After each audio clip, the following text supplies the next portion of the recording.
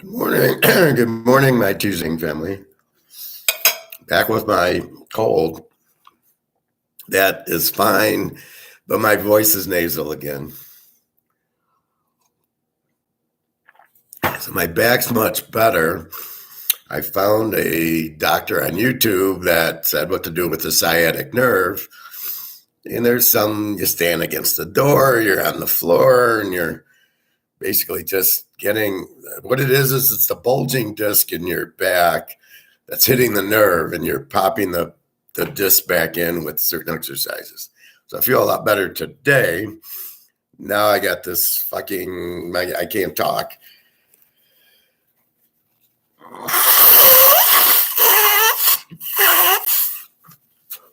Let's see if that helped. A little bit. Anyway, sitting like this is bothering my back. So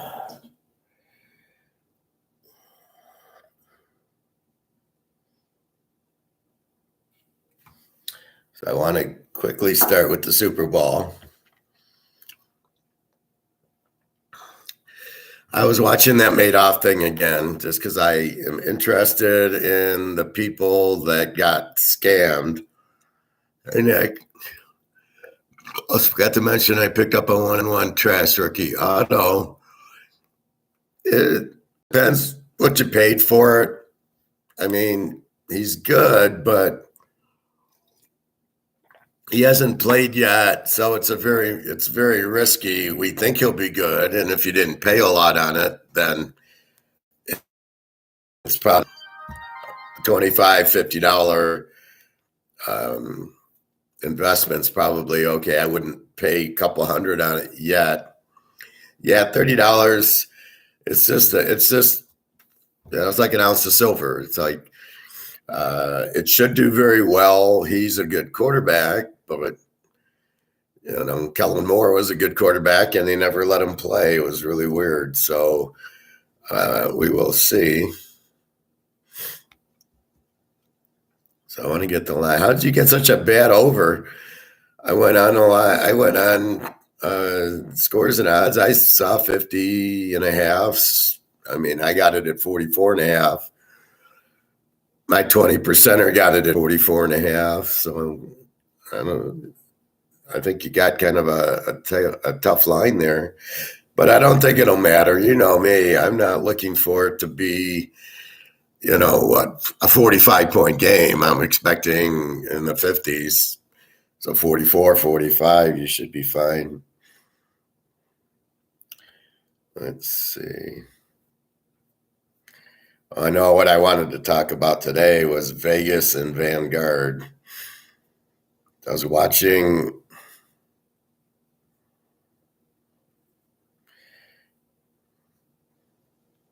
a thing on YouTube about Vegas price fixing hotel rooms, right? So let's see. Yeah, I got 1.5, 50.5 still, Dick, on this Philly on the Super Bowl. All these other sites are 1.5. I don't see a 1 or a 2, which we'll see later this week. Total is 50.5, 50.5, 151, 50.5, another 51. So I don't see any 51.5s, and mostly these 50s.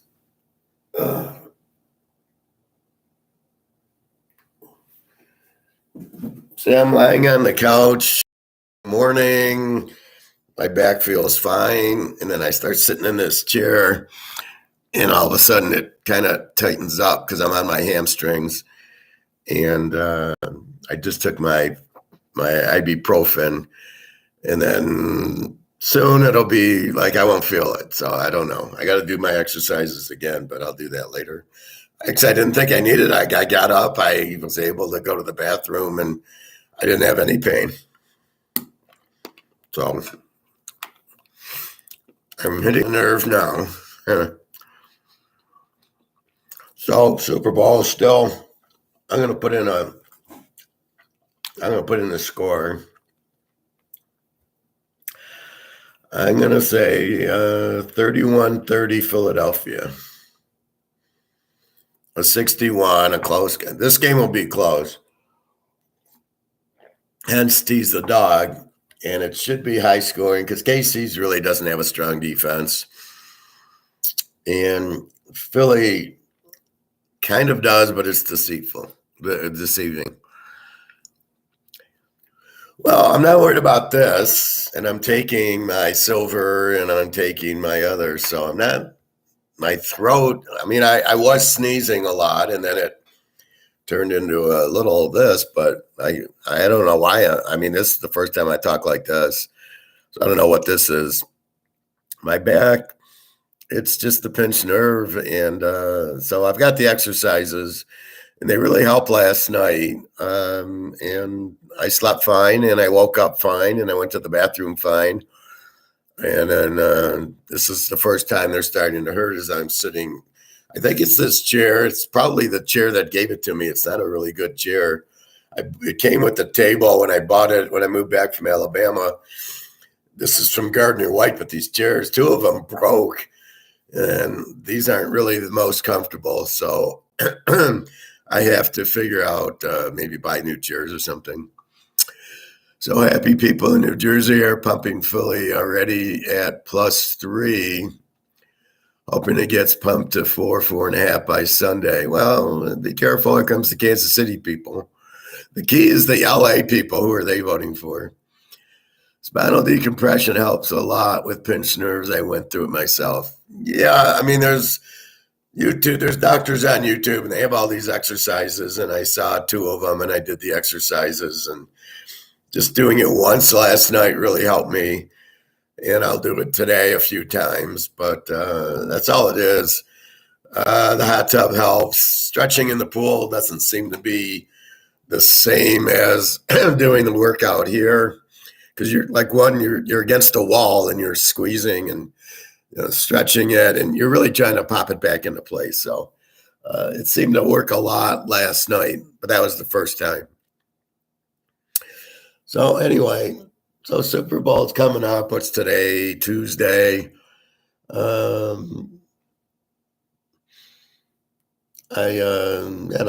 we the line will probably move Thursday or Friday is my guess. Friday, I would think we'd get here comes the Kansas City money or the over or the under, whatever they're going to do with it. You listen to these idiots on BetMGM, they're just fucking clueless. They're so into the props. See, that's where these guys are just a bunch of scammers. They're just trying to get you to bet. So let's bet props. Who the fuck knows? I don't know how many yards Mahomes is going to throw for. I don't know how many yards Hurts can throw for. I think they'll run the ball a lot against KC. It's a good matchup for them. I might bet the running backs to get 50 or 60 yards, whatever it is. I wouldn't bet sacks against Mahomes, and I would not think he's hurt. I mean, Mahomes is hurt like Ric Flair got hurt. I mean, he's just – and I mean Ric Flair in a match, not on an airplane. I mean, Mahomes is not hurt. When I watched that play out of bounds in super slow motion, because you can if you go to YouTube settings, you can go to 0.25. So I'm watching the play at 0.25. The guy's running as fast as he can. I think Ryan yesterday told me, he says he played basketball. He says he had a high ankle sprain. He couldn't put anything on it. He could not walk on it. Mahomes can run on it really fast and then take a dive out of bounds. He would have just ran out of bounds very tenderly, and the guy would never have pushed him. And so that's kind of the bullshit. He's not even listed as injured anymore. Oh, an injury that takes 4 to 6 weeks. It's only been a week and he's fine now. Oh, okay, or 2 weeks now. So I don't think Mahomes is hurt at all. I think it's just a wrestling move. My friend that I do 20% with, I give him the same bet I gave you, Nick. So he makes the bet. Only we got 44.5. We didn't get your number. And then he says, "Oh, I found the script," and he shows me, and he finds where the score is 34-31 Philadelphia. And he says, "This is going to be the final score," and I'm not doubting it at all. But that's okay. It's over and it's close. And that's exactly what I think. It'll be over and it'll be close. Absolutely. Um, so that's what I have with the football. Any other angle anybody wants? We can talk sports cards with Nick. So you went to the show. What did you see at the show? Were you able to grade the cards yourself? Did you see stars in the 60s, 70s, 80s Montanas that were not graded but good cards? Um, there's an 82 tops. I got to let my phone charge a little bit. There was an 82 tops Montana and Walter Payton. Uh, yeah. I mean, I wouldn't put it past these guys that it's WWE or WWF. I mean, at the end, Mahomes will drop the leg and they'll win with a sharpshooter by Bret Hart. That'll be it. I don't know if they want Philly to win, though. I think they want KC to win because it's Mahomes, right? They want Bobby to get 7 rings for Mahomes. I mean, he's been to 2 Super Bowls. It's not going to look good, Mahomes going 1-2 in the Super Bowl. No, it fits for Andy Reid. He's Andy Choke, but this will be interesting if Mahomes goes to 1-2. He won't be Tom Brady because Tom Brady was like, what, 7-4?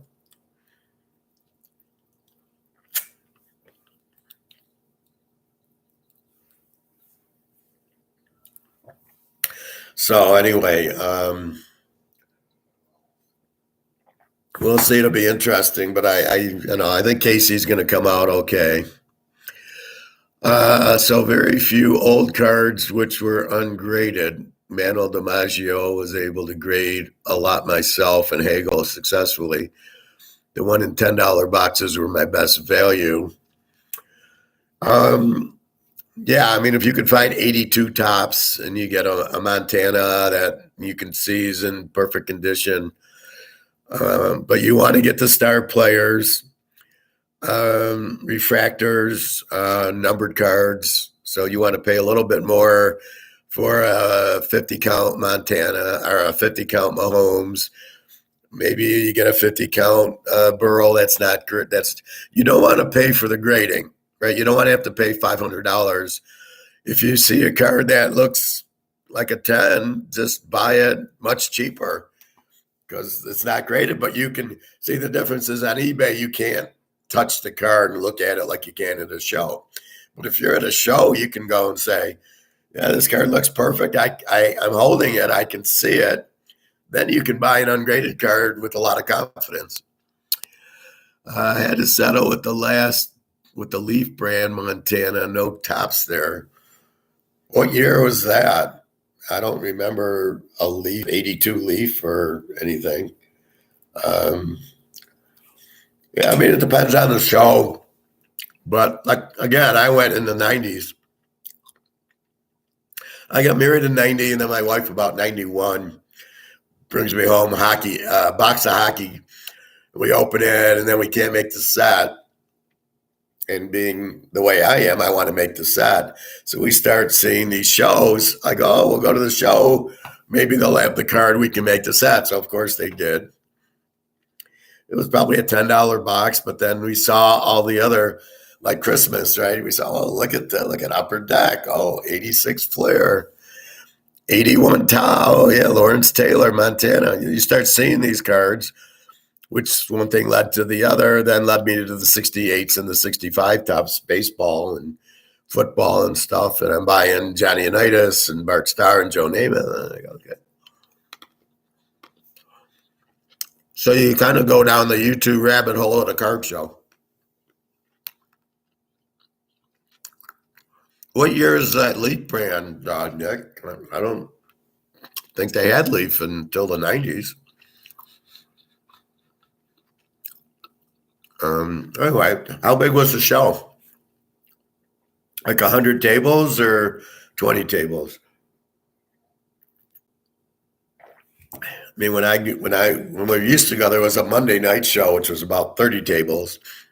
And then we found out there was a Gibraltar, which was like 200 tables. And it was every other Saturday. So one Saturday we'd go to Gibraltar, take like $500. And then 2 Saturdays later, there was a second Gibraltar on the other side of town. So they'd rotate it. So every 2 weeks we'd go. We had money. It was not a problem. Sure. Yeah, 25 tables. You need to find that big one where there's 100 tables. Not till July. That's unfortunate. Yeah, maybe I'll meet you there. That would be a nice. I haven't been to a show probably since early 2000 because I bought my Brady's, right? And then that had to be 2002, 2003. And then I hadn't been really we got divorced in 08. Maybe we went in 04 and 05. But since I've been divorced, I haven't been to a show. I think I took one of my girlfriends, but I wanted to buy some. I went specifically to buy or sell a Fuhrer or something like that, and just to see what they had. But it was at like some church, and I think it was a starting lineup thing. I was either buying it or selling it. Probably selling it. I don't know. I don't remember. But all right, let me look. My back's starting to loosen up. I took the pills. So the ibuprofens are good if you have like a hurt muscle or your back or something. It kind of loosens you up.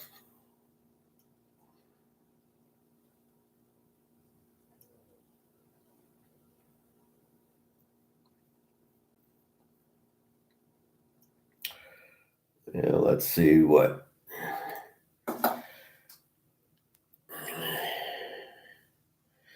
What did Nick send us?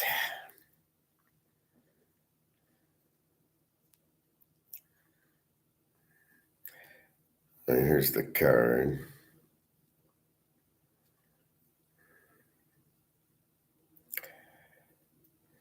Ultimate Leaf Draft, Montana. What year is this? Or does it say on that thing? And then, I don't even like the first thing is it doesn't even have San Francisco on the helmet, which is kind of not good. You start questioning where's the 49er logo? How many are there of this? Like a 25 count, a 50 count. You won one of these. It's such a big picture. I'll have to open it up in here.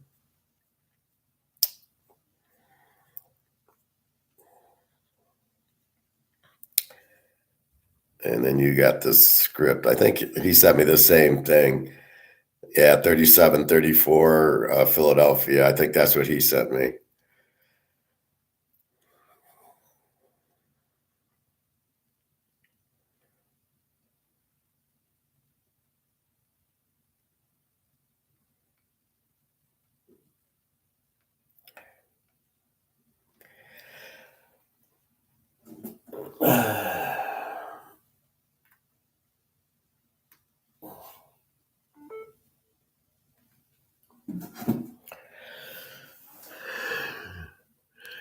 What year is the Montana, and then what is there out of 25 or 50 or 75?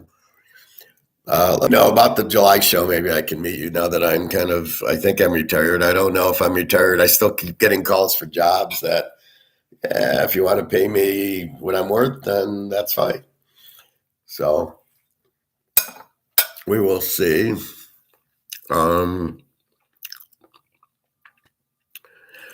So it's 75 count. It's a 2022. And you paid how much for it? But if you don't want to tell me, just email it to me. Is there even a price guide on it? What I don't like is there's no logo on it. On the helmet. It means it's probably not licensed. So you got to be careful with that stuff.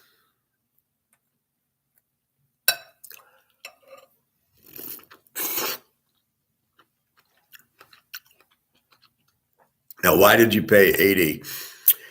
Is it in the Beckett for 80? Is it in the Beckett for 200?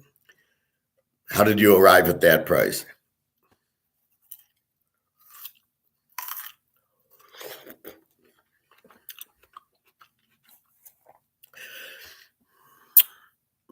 So what you want to do is when you go to a card show, usually there's the price guide Beckett and or eBay.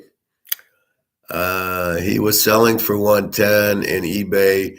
It was going for 100. I haggled. Was it sold on eBay or was it open on eBay? So when I go to eBay,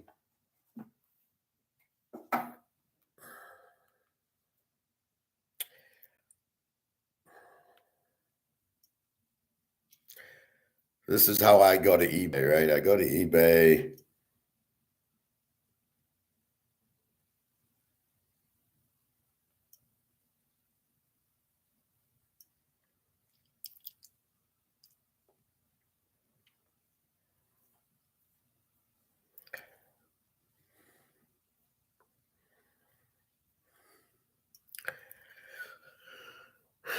So when I'm in eBay, if you look at it,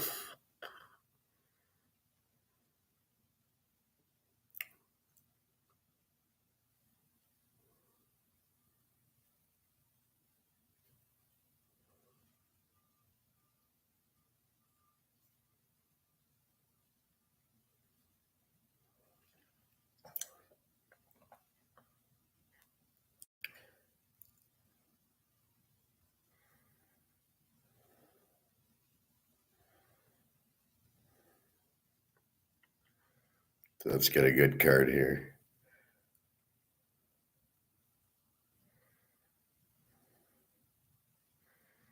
All right, so here's my Joe Montana on eBay. Now look at what it says, sold, right? Look at the first word.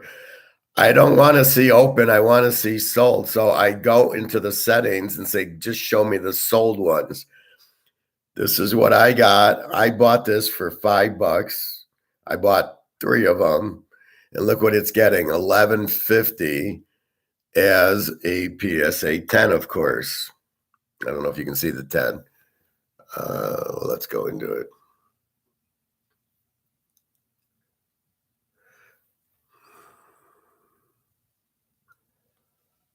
So you can see it's a PSA 10, right? So it's a PSA 10 Montana, 83 tops, right? And it sells for $11.50. So not a bad. Now mine should be a 10 because it's fucking mint, centered, cornered, everything is fine. $11.50. So this is what I'm talking about, guys. Is you wanna. It doesn't really say how he sold it. Let's go to the original listing.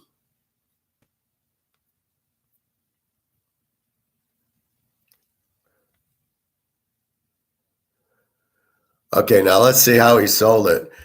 He says $11.50 or best offer. This is how I would sell a card like that on eBay. I would not have an auction, and I would not do like what is it, instant buy or whatever they're called. So what you do is you put it out at $11.50 or best offer. And then, so now you know this is the market, right? This is what I'm teaching you about market.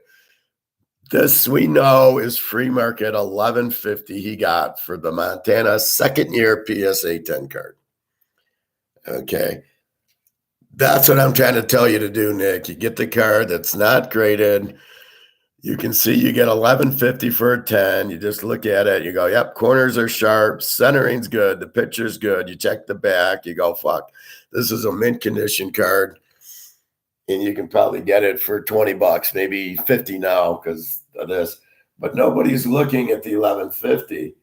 If you were to look at Beckett, You would not see it 1150 because Beckett doesn't say PSA 10. So you go to eBay.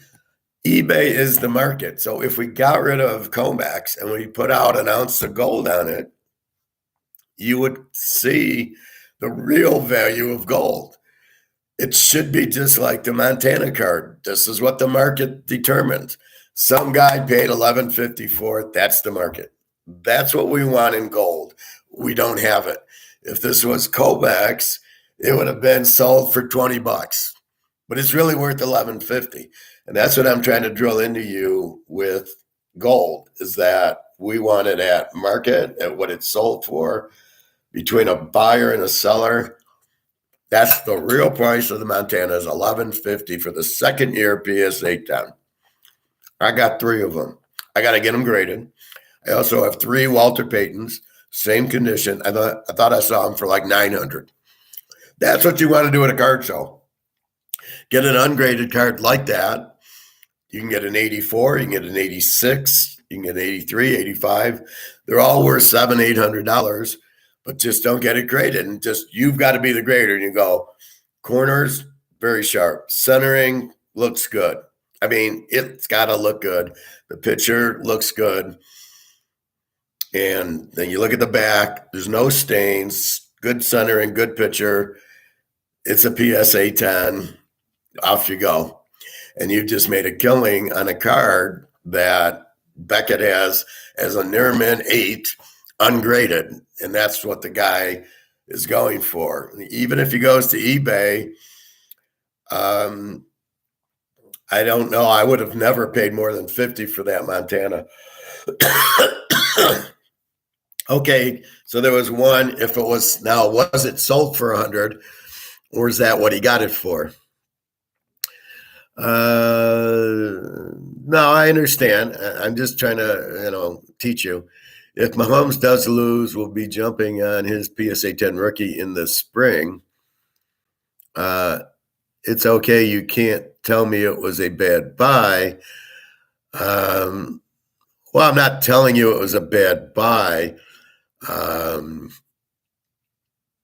telling you what to look out for. So you want to. Oh, okay. Well, I don't want to tell you negative. I just want you to learn, right? I'm trying to teach. So what you should do, now you know what that Montana, 82 Montana, $1,100. Now you've got it in your mind. Now you go to this big show in New Jersey and you go, where's the 82 tops? And the guy will have a Montana. And in Beckett, it's probably 40 or 50 bucks.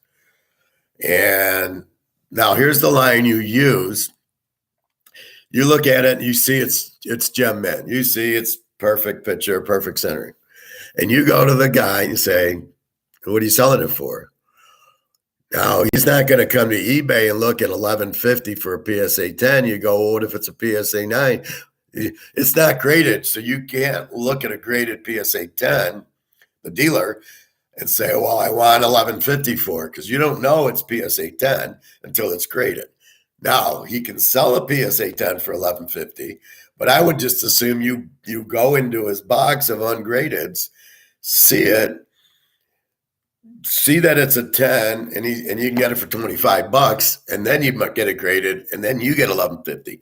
Because where's the 1150 going? Is it going to go to 2,000? Maybe, but if you can buy it for $40 or $50, you know what it's going to, and that's probably going to go higher as the dollar collects. You'll probably be able to get a lot more for it. So that's what I'm trying to tell you. This is how you take advantage. You see what it goes as a 10. His rookie is $100,000 for the Montana 81 tops. Very, very difficult to get it as a 10 because of the centering's a little, I showed you mine, it's a little bit off center. I might still get a 10 because you can have a little off center. It can be 40, 60 off center and get a 10. It doesn't have to be 100% perfect. It can be a little bit off and get it. As long as it's sharp corners, sharp picture, and it's a good looking card, you can still get a 10 on it. But if you see a Montana 81 and it's perfect, then you know where it's going. Now you got to be careful because they have these Like even the 86 Flair Jordan, there's like a 96 replicas of it. So you got to make sure you're getting the real 86 and not the 96 replica of the 86. So you got to be very careful there. So if you know this card's $1 million card, the Jordan, and the guy set up, he wouldn't be selling it for $25 or $100.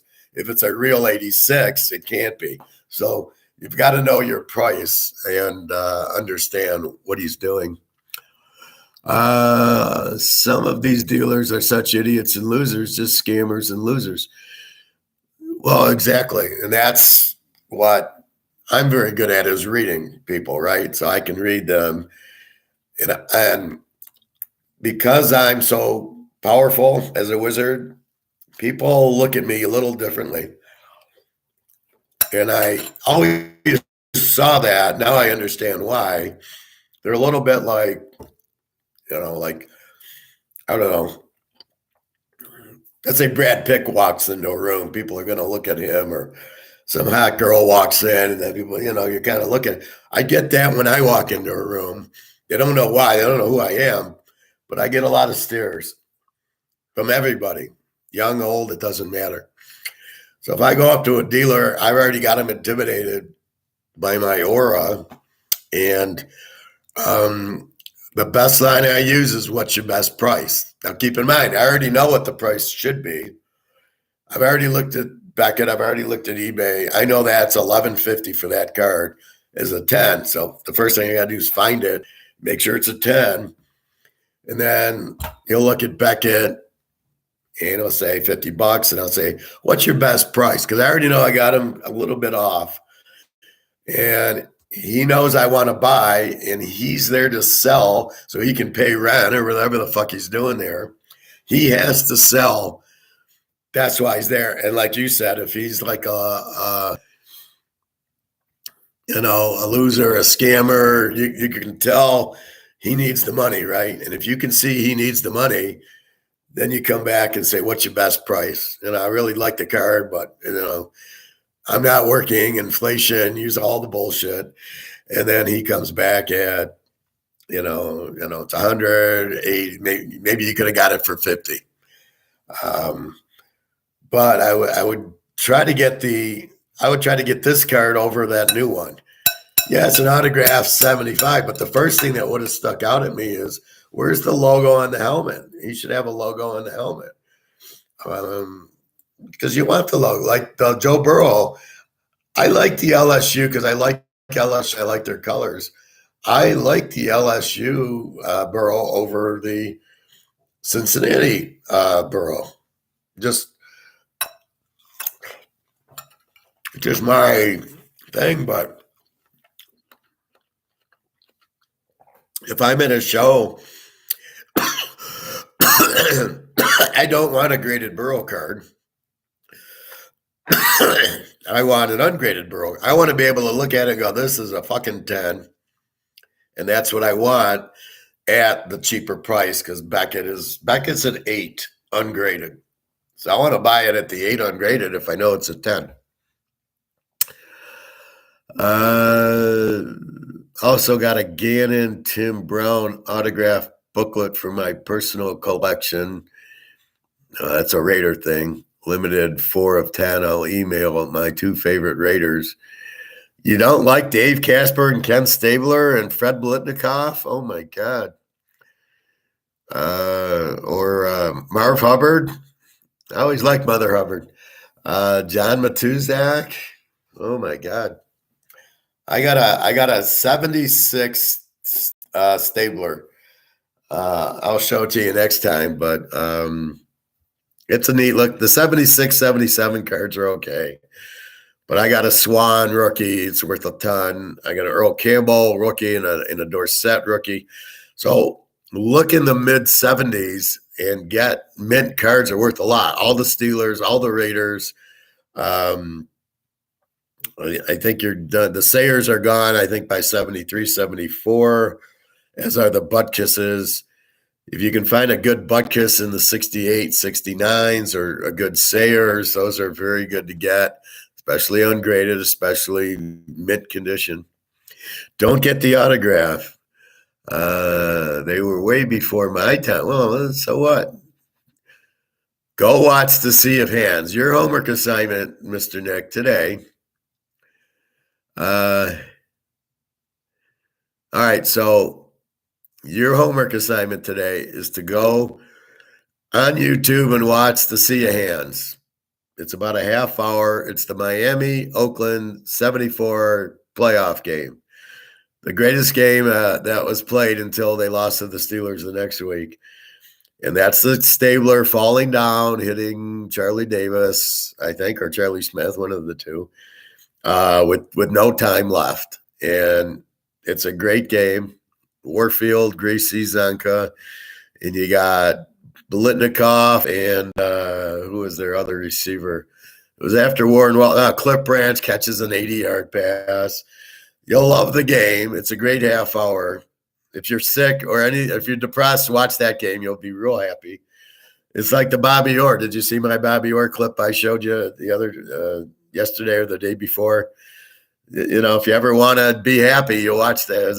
It was in a Canada Cup, and just seeing the line of Esposito, Bobby Hall, Guy Lafleur, and then Dennis Potvin and Bobby Orr is your five, and then Orr scores, just gives you goosebumps. I mean, you'll get the same out of this 74 Steeler or Raider Dolphin game if you get a chance.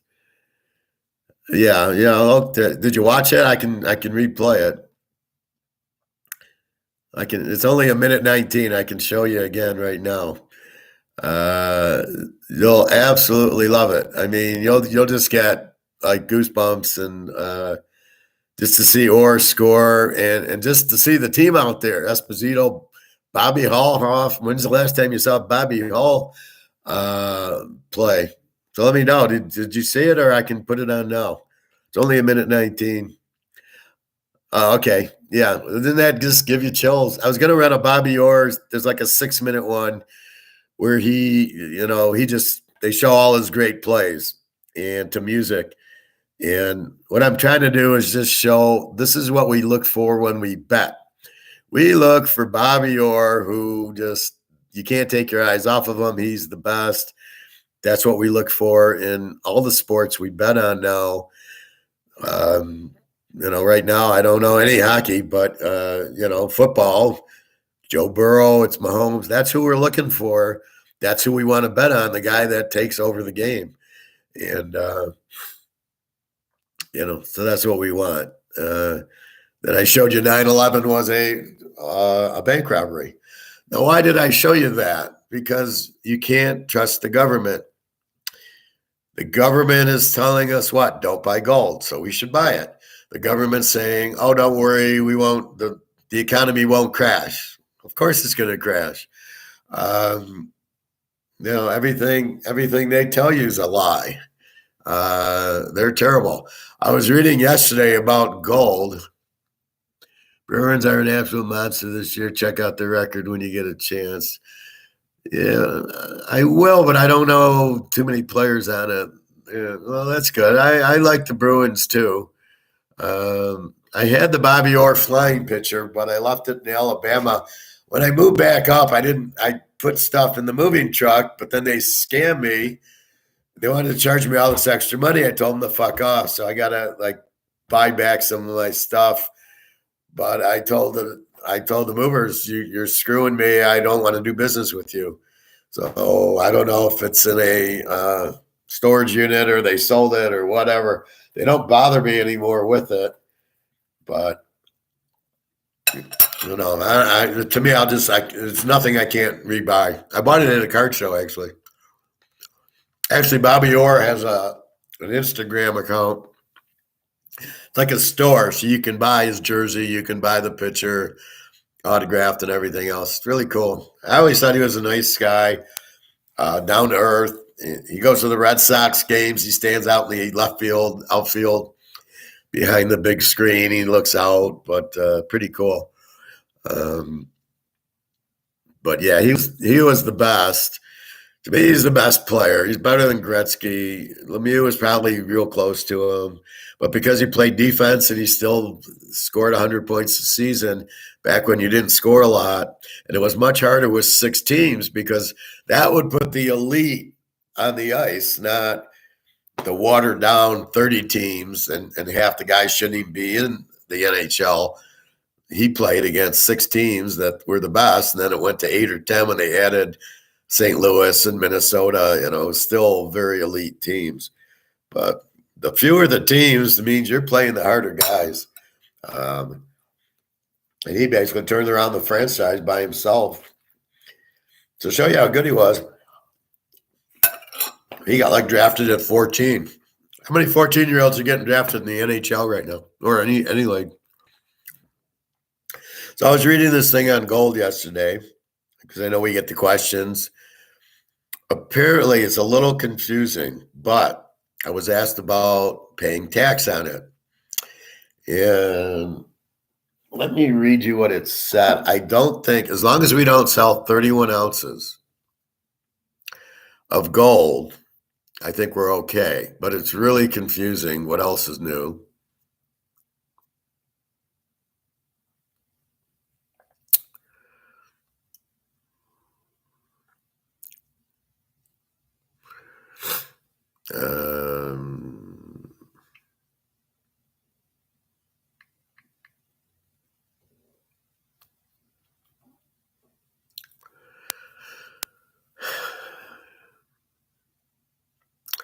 So quickly, the gold price today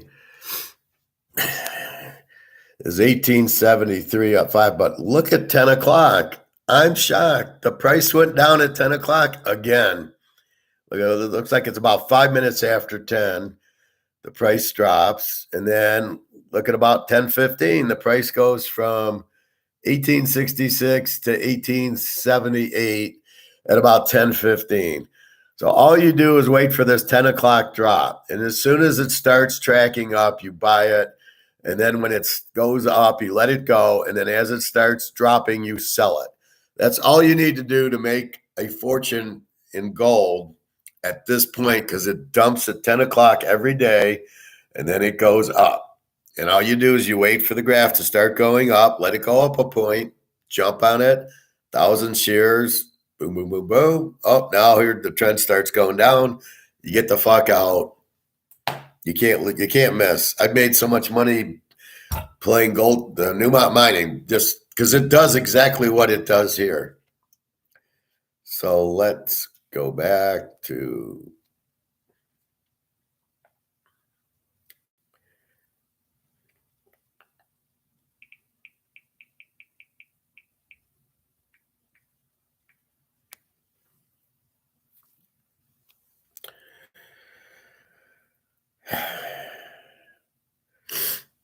what do you need to report gold and silver to the government, or when do you need it?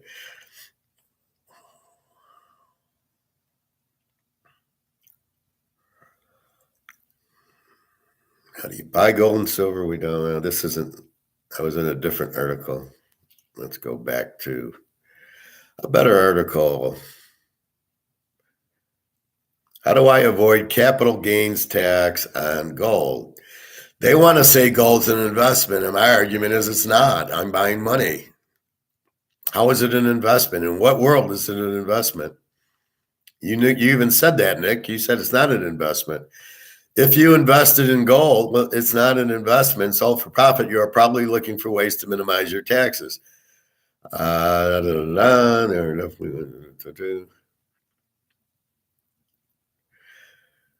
So you don't want to show it as a capital gains because of the rate, but there was something in here. If you sold, yeah, I'll check it out, but I think it's you have to sell 31 ounces for it to be a tax. Yeah, so they're trying to say, don't take physical gold. These are idiots. I don't want to take you to the wrong spot. Is there a tax on gold? See, yeah, and since gold is an investment asset, it's not. When you sell your gold and make a profit, is taxed as capital gains. Though depending on how you held your gold, you were either pay taxes as ordinary capital gains or a general rate of 28%. Let's see.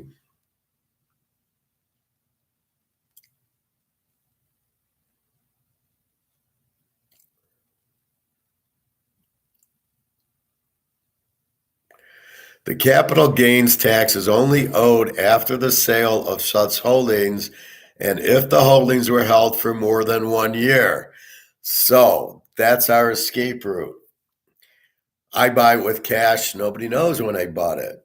All I have to say, even if I get 1099, is I didn't hold it for a year, so therefore I'm not going to pay capital gains tax on it.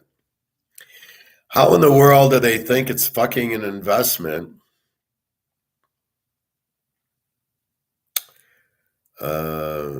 Let's see. Does government track our gold purchases? Do I have to report my gold coin purchases to the government? No, there is no branch of federal, state, or local that is interested in how much gold you might own. Well, that's good. So how the fuck do they know when we bought it? And then why would I pay capital gains tax on it at 28%? They're out of their fucking minds. Is buying gold reported to the IRS? No, I don't think so.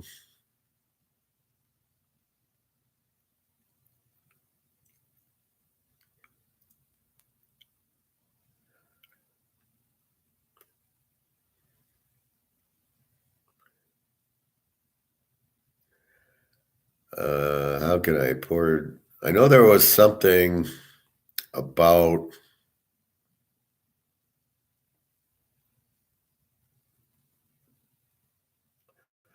to avoid tax, sell your investments after at least 1 year if possible. Otherwise, so what they're saying is you want to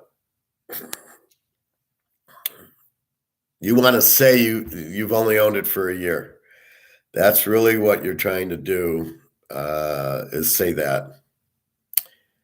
And saying, I just bought it. I use cash. I just bought it. I don't owe capital gains tax on it because I just bought it. They can't prove it, especially if you're using cash. That's one thing. That's why I recommend cash, not using your name. I don't want to be on the record. I don't want anybody to know I own it, except for you guys. So it's only a capital gains if it's a long-term investment, which how the fuck are they going to? I bought this in 1995 as my present for graduating my master's. I don't think this gets taxed. I think it's the coins. But what you're going to say is, oh, I just bought it. How are they going to? I didn't get a receipt. I didn't got a receipt. I just bought it. They don't know. Or especially if I don't have a receipt and we sell it for 50 grand, I paid 45,000 for it. So I made $1,000 on it. I mean, how the fuck do they know? They don't, and they can't really put a burden on you to know. If there's no record, there's no record. So there's nothing they can do to really say, oh, I lost my receipt. I paid 49,000 for it. Now I want to sell it for 50. I need the money. That's why you try not to use your credit card. But if you do, again, they got to link it back to what it is. And then if we need to, we go to Switzerland or Amsterdam and sell it, or somewhere in Europe or Canada, and you just sell it. And there's nothing back to the government. You go to a coin store in Switzerland, say, I want 50 grand. They give you 50 grand. Off you go. It never gets to the government. As long as it doesn't get reported to the government, you're fine.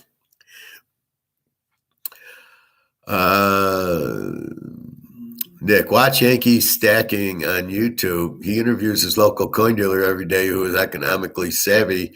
He makes a lot of the same points as yourself, and shows how crazy his demand is for his metals.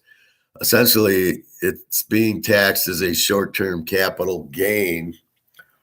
Um, yeah, but see, if you buy a stock on E-Trade, there's a record of me buying it for $100 and me selling it for $200. It's a record. They can see when I bought it, when I sold it, how much, and everything else. That all goes to the government. Nobody knows when I bought the gold or what I paid for it at.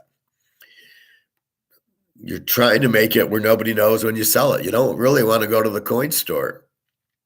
eBay is tough because then there would be a record of it, unless you can somehow get it to somebody who can pay you under the table. Or you go to Canada and go to a coin dealer. He'll fucking take it in a minute, especially the Maple Leafs.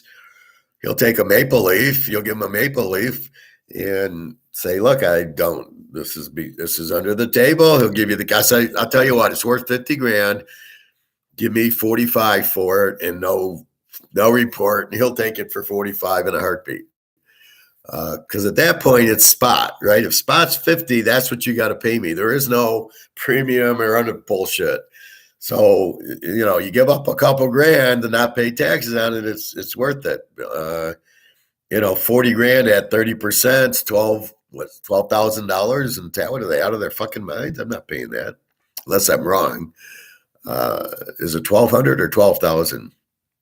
50 grand times 30% is 15. Maybe it's 1,500. I don't know.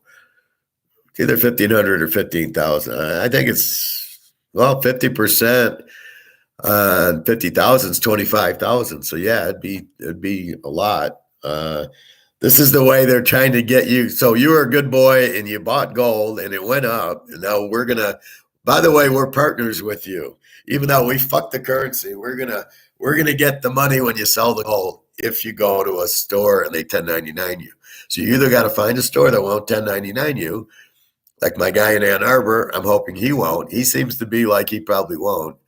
Or you just go to a coin store. You got to go to somebody who has 50,000. So when the price goes to 50K, you got to find somebody, or you use it to buy a car or a house or something like that. But you'll still, at that point, that'll be like, here's how I bought the house. Not necessarily you use gold for it. I don't know if they would care that you paid with cash or gold or however you paid it. We got to do more investigation on that, but we'll figure out a way to avoid it. But that's why nobody knows. Nobody knows I got gold. Nobody knows what I paid for it or when I paid for it. So that's what you're trying to do. But I'm not doing a 1099 for that. They can send me a bill and but I am not forwarding that information that I sold gold for. And that's why you have different denominations, and that's why you have silver. Silver goes to 2,000. I don't think there's I think there's a limit. I was reading 31 ounces. So if you sell 5 ounces, I think you're fine. I don't think if you sell 1 ounce for 50 grand, you got to declare it. I thought it said you have to sell at least 31 ounces, and I will do some more research. Well, let me quickly look.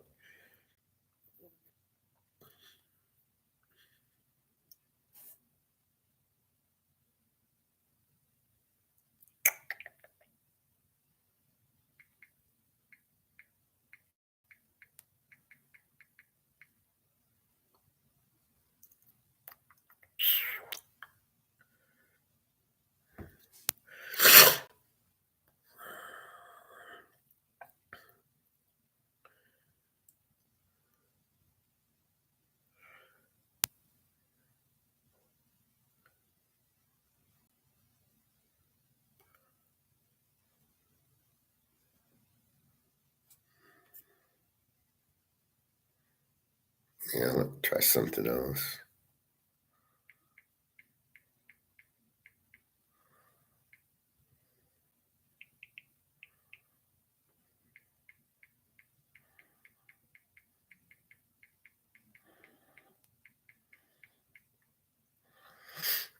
How much gold before you need to pay tax?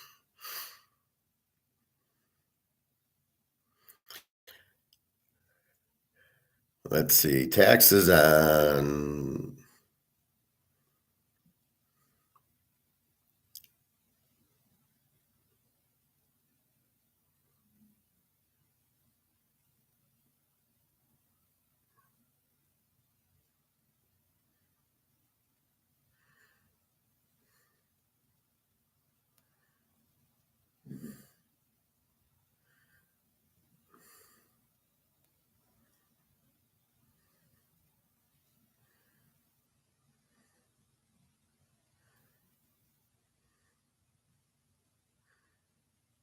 Hmm.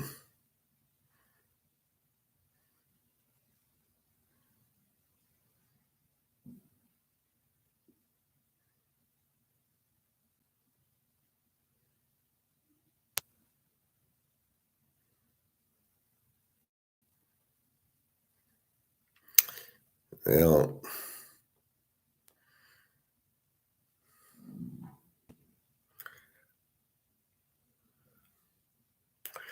I don't know. I'll have to find it. I was seeing yesterday that it kind of made a comment. It's only if you sold more than 17 ounces or 31 ounces or something.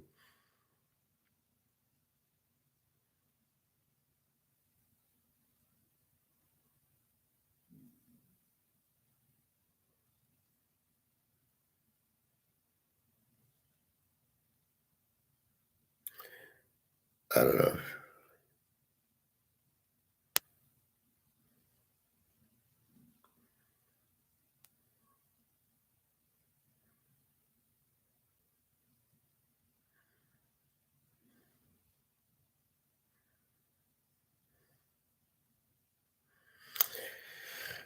I don't know. I'll have to. Oh, here, tax on inherited gold coins. This is interesting. You don't have to pay taxes on inherited precious metals if they're gifted by a blood relative and you decide to hold on to them. However, you're liable for taxes if you sell the inherited precious metal asset. All right. They're just grasping at straws. Oh, you made money. We got to pay a tax. It's like the fucking lottery. Why do I have to pay you? If I hit the lottery, why am I paying you anything? How do you get your percentage? The tax from hell. All right. Next subject. So again, if they don't know what you paid for gold and don't know how long you had it, uh, I think you have to pay. It looks like it's a short-term capital gain. So if you're retired and you don't make money, I don't know what you pay for it because I don't file. Like if I don't work this year and I get my Social Security, I don't pay tax on it, right? So if I sell my gold, my bracket's zero. So I don't think I own anything. So I'll sell it for you guys and we'll pay 0%. All right. Interesting thing came up. I'm watching YouTube and here's Vegas price fixing hotels.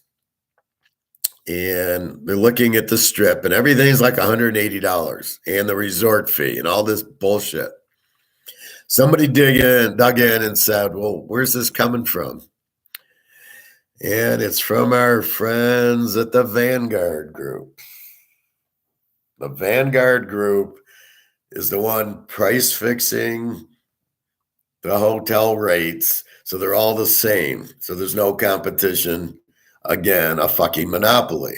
I wonder why everything's so expensive in Vegas, right? The restaurants are very expensive. They're charging parking at all the hotels. There's no shows. They want to have clubs. The rooms are very expensive and the resort fees are very expensive. I did see something on how to not get charged for the resort fees. You have to have like a player's card. So if you're staying at Caesars, you got to get a Caesars player's card, but you're going to spend it playing slot machines to get up to like level 1. And in level 1, you don't have to pay parking fees for the garage. And I'd say, fuck you. I'm just going to Uber around or taxi around, and it's cheaper than that. Or I used to walk from Caesars to the Desert Inn, make my football bets, walk back, go the next day to collect, and that's how I did it. I rented a car once. we went and played golf there. We were looking for a house, so we went to Lake Las Vegas. We went the other way to Mountain View or whatever on the way up to Utah, whatever. So we went a few different places. We played golf out near the Santa Fe. So I rented a car back then, but it was probably in the 90s. No, I was married. Yeah, I was in the 90s. But otherwise, I stayed at the Tuscany. I walked to Caesars. I walked to the Venetian. I walked to Bellagio. Fuck it. I'm not getting a car and paying parking. It's hard enough finding a restaurant. I mean, these people are out of their fucking minds. This is the problem. So Vanguard Group is the one kind of in charge of all these hotels, not the MGM, not Caesars. They own them. So let's do who owns Vanguard Group. It's owned by investors. Who is the major shareholder of Vanguard?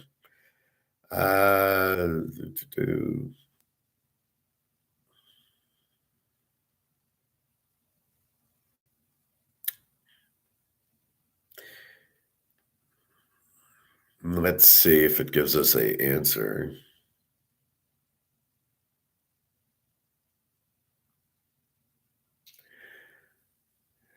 All right, so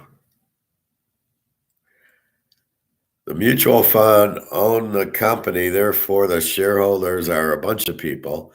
The leading shareholder happens to be the Tesla guy, Elon Musk. And who do you think owns the most of it? Yes, our buddies at JP Morgan and BlackRock.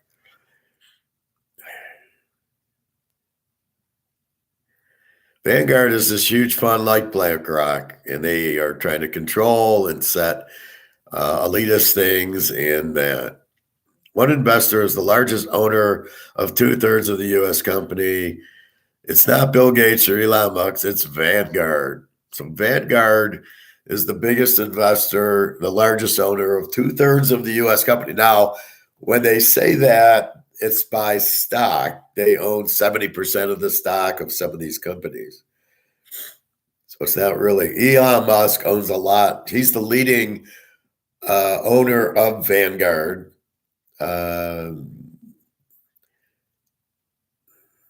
BlackRock is a remote second top owner, ranking as the number one investor. But it's JP Morgan, our buddies. BlackRock plus Vanguard considers to take about 64% of all the cash, which is in line with their assets under management. ETF, Vanguard and the dwarfs. It's hard to underestimate just how much of a force Vanguard is in the markets. The ETF market shows its dominance the most. That's why I stay out of ETFs. That's fixed. You think football's fixed? ETFs are worse.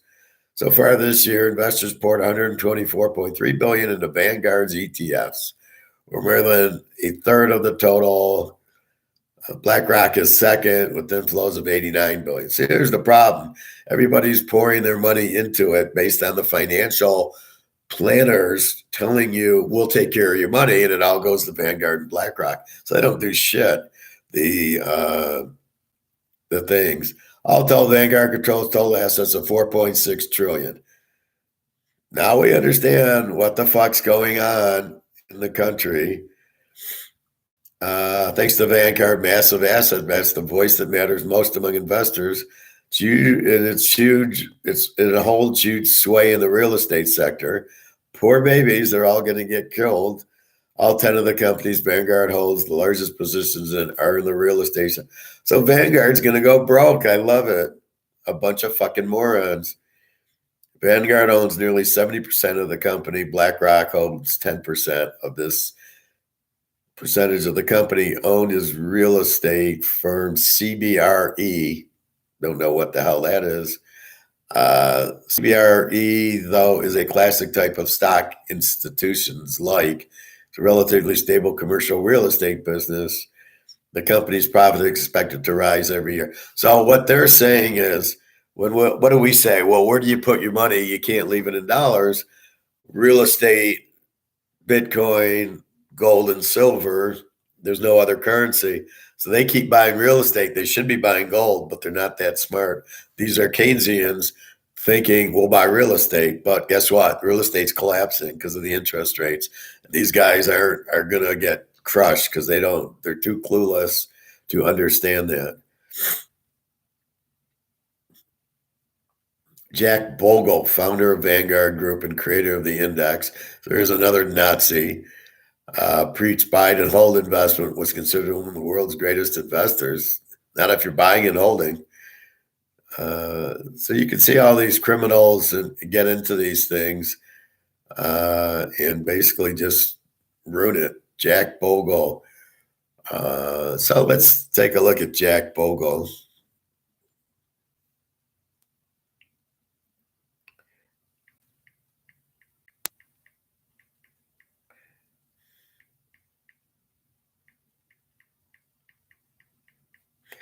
So I always ask, is he a Keynesian?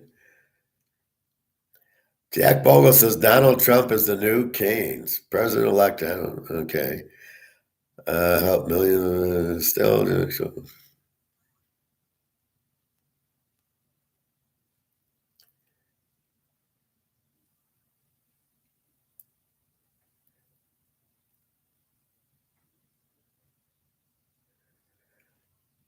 Because if I know they're Keynes, I know they're communists. What book by Keynes is Bogle referring to?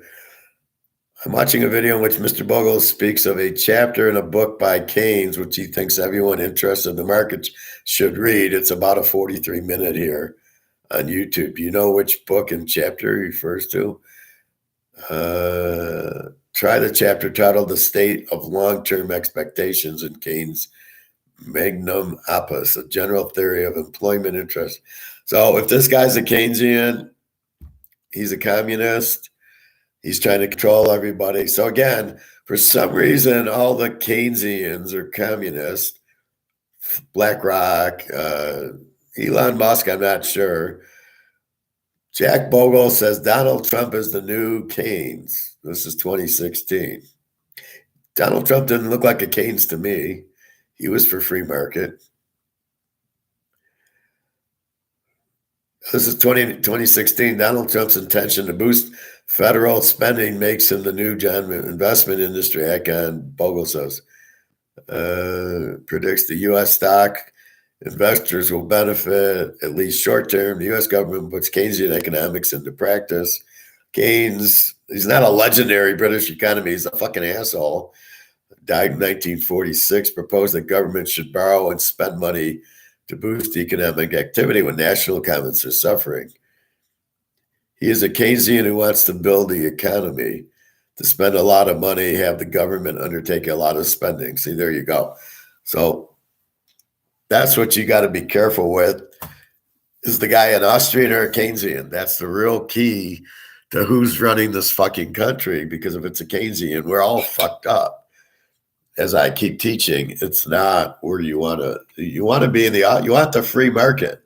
You want us to be free and to do what we want and not pay all this in tax. Why is gold tax so high?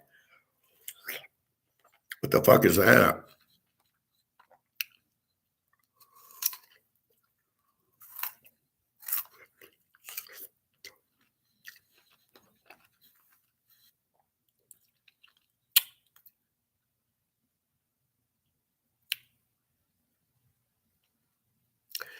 Yeah, essentially it's being taxed as a short-term capital gain.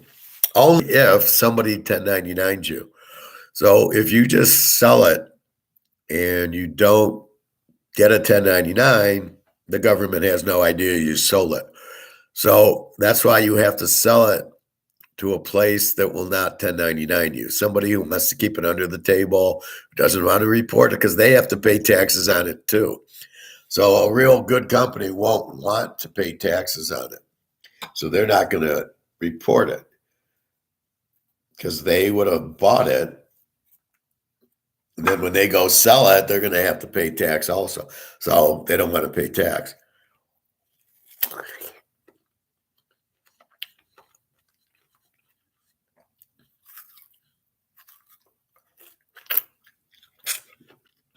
So it's just funny how JP Morgan is one of the leading investors in this Vanguard, who is running Vegas to shit, who's price fixing that, where all the hotel rooms and the restaurants and the parking and all this shit, it's being run to hell. I loved it in the 70s and 80s when it was a nice place to go. It was cheap, and then you could gamble cheap. Now you can't even enjoy it. If this is how they're running casinos, I wouldn't buy any stock in them. So you've got this idiot Bogle, you've got Fink at BlackRock, another Nazi. You've got JP Morgan, who's a Nazi. They're all for monopolies. They're all are the ones hurting the country. And they're all, in the real estate? We know BlackRock is. Again, the market dictates everything. So you can charge $5,000 a month for rent. Ain't nobody going to pay it.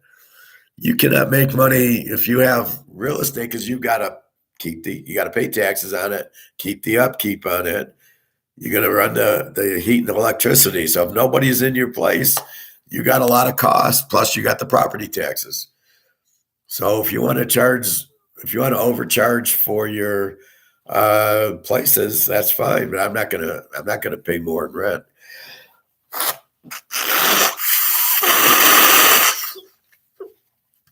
Which is why I went to Lisbon to look for houses. Is fine. I'll go there. I don't have all the bullshit that they do here. But anyway, so keep that in mind. These big companies are trying to get monopolies and destroying everything. So don't do anything with BlackRock. Don't do anything with Vanguard. Stay away from JP Morgan. These are criminal, communist, Nazi type of places that are just trying to hurt us. And everybody's putting their money in. It's all Madoff, right? Vanguard's Madoff. I mean, was Madoff? Was he a Ponzi scheme? Yes, to a point. But if you really look at what he did, he made you money. Did you really care? Did he really need to buy a stock to make you money? No. I mean, really what Madoff did, it wasn't Madoff, it was the other investors.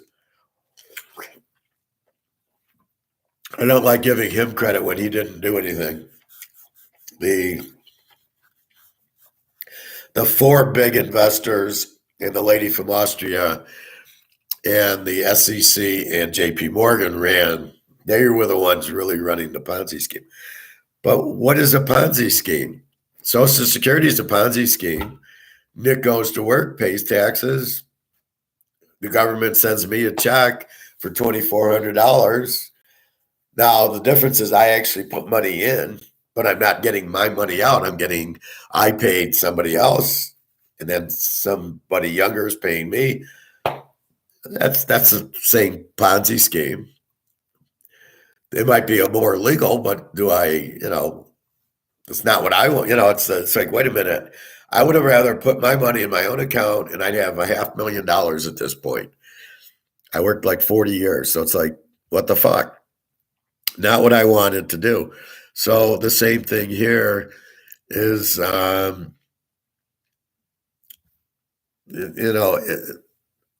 the Ponzi scheme really hurt?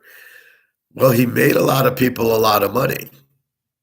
The people that got hurt at the end got hurt, but there was no guarantee they were going to make money. Just like when the stock market crashed in 1987. People lost money. Did anybody make them whole? No. 1929. This is all done by the government with the inflation and the recessions and the interest rates. The government's responsible for losing everybody in 1929. They're responsible for losing everybody money in 1987. In the 70s, there was a crash, 2000, 2008. The government's responsible for that. I don't see them making everybody whole. They make the banks whole, but why don't they make the investors whole? Well, you lost, the market crashed because we raised interest rates. Just like now, the market's going to crash because they're raising interest rates every fucking month, right? Now they're 5%. If people are too stupid because they don't understand what it's happened 15 times in the past, 87 and 80 and 2000, 1929, they were all done by high interest rates and inflation. The market crashes. So if you can't figure that out and you have your money in the market and the market crashes now, you can blame yourself and you can blame the government. At the end of the day, you're going to go broke.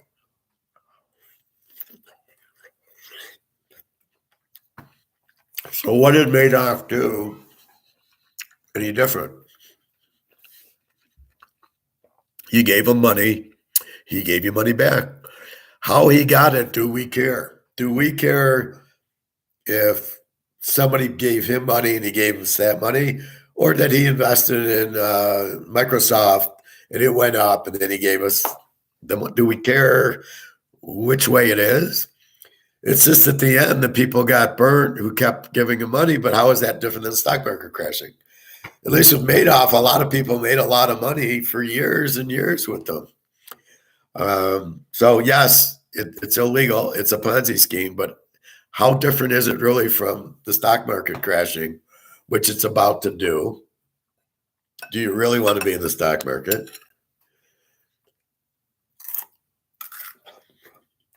That's the 88th reason to be in gold. It can't crash. Yes, it's price controlled by JP Morgan and COMEX, but it's being broken up because now we got the rest of the world in it, right? COMEX was US and England, but now you've pissed off the Russians, the Chinese, the Japanese, the BRICS countries, not the Japanese, Chinese, Russians, India. You pissed all these people off. They don't want to be in dollars. India owes a ton of money. Their dollar is like $82 to the US dollar. Their dollar's basically gone. The Japanese dollar is 130 to the dollar. That's basically gone. I mean, if it's more than 2 or 3 to 1, you're fucked. So if you got, like the Ukraine's now 39 to 1, they're fucked. So if that's what's happening, you're basically fucked. So because BRICS has entered into it, they've got all the gold. Russia, China, India have probably 2/3 of the gold in the world they're sitting on. They're broke, right? Russia's got a war. China has Evergrande, the whole housing market. And how much did Vanguard and BlackRock lose in China? Because don't kid yourself, they're not just in the US, they're worldwide. They got crushed in China, and all of them. And JP Morgan's about to get crushed with gold because he's got the derivatives that he can't get rid of. So when gold goes up in price, he's fucked. So I love all the major players are going to get killed because they don't know what the fuck they're doing. But with that said, that's the difference with gold. The stock market's crashed before a couple times, 5, 6 times? And it's all the same, inflation, high interest rates, because they raise the rates to try to slow the inflation. The real reason they're doing it is to try to slow the economy. Interest rates go up, things cost more. They think spending goes down. Is inflation, which we all know it's not. It's the dollar you're killing. And they think if they just keep printing dollars, then it'll be okay, but it won't. So what you have here is stock markets collapse. Now they got all their money in housing, but the real estate sector is collapsing because of the high interest rates. Because now you go, like me going to look at a Camry, you want 30 grand and 9%? Fuck you. I just paid 22 and 2%. So I'm not going to give them 9%. You go buy a house now. What's the rate? 9, 10%? Fuck you. I'm not. And you want 400 grand? It was 200 grand. So the sales on houses have got to come down because people are going to need money because they're going to lose their ass in the stock market because of the inflation and the high interest rates. Everything slows down. Businesses go out. As I've used my example a lot with the restaurant, you make your ribs 40, people will pay 25. That's really what everything is. Inflation raises its cost, but it doesn't mean it raises the market. So the market's let's say $27 for ribs. inflation makes it cost more, but you can't pass it on to the market because the market is not going to go up. Oh, we really need ribs. No, we can't afford it. Fuck it. We're going to get chicken. But the business goes out because now they got to sell it at 40, but the market's 25. That's what inflation does to you, because it makes you, it raises your cost, and you think, we'll just pass it on to the consumer. And the consumer says, fuck you, you're not passing it on. Hey, Nick, just called my gold guy. Oh, my gold, he has his cougar hands. Are they cheaper than most gold? Trying to get an estimate on price he's going to charge me. Well, it should be spot. Let's see what spot is.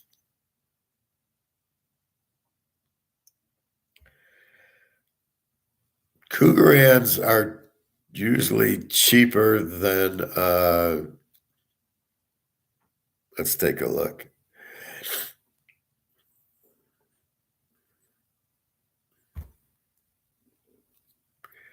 So gold right now is selling for, I got it at $18.92. Then there's the premium. Cougar Ranch should be about $70. So it should be about $19.62. Let me see. Usually there's the different,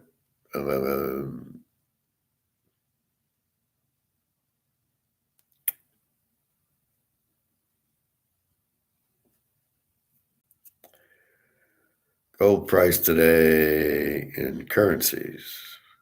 Maybe that's not the right search.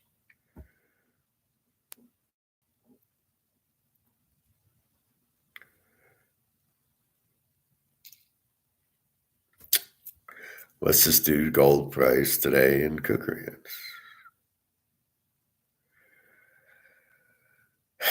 hands.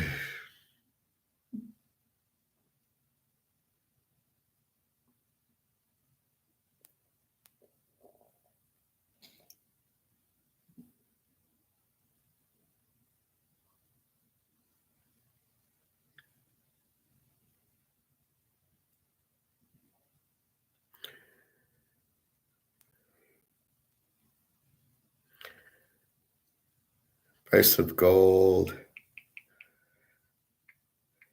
cougar hand.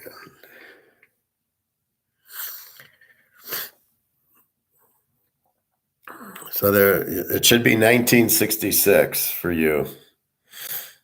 That's today's price at wherever.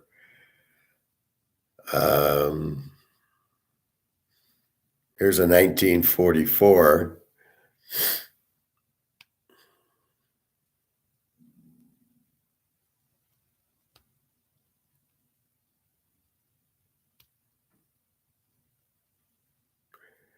So you can see it says 1 ounce of fine gold on the back.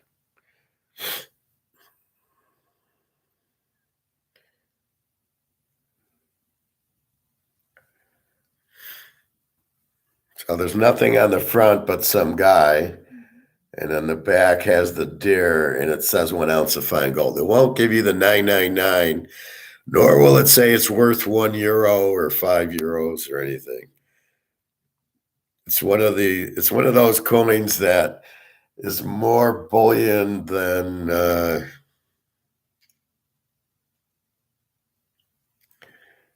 so it's just 1 ounce of fine gold. It won't say that. Some will say, like the maple leaf and the dollar will say it's worth so many dollars, but you don't care. You're buying the ounce of gold.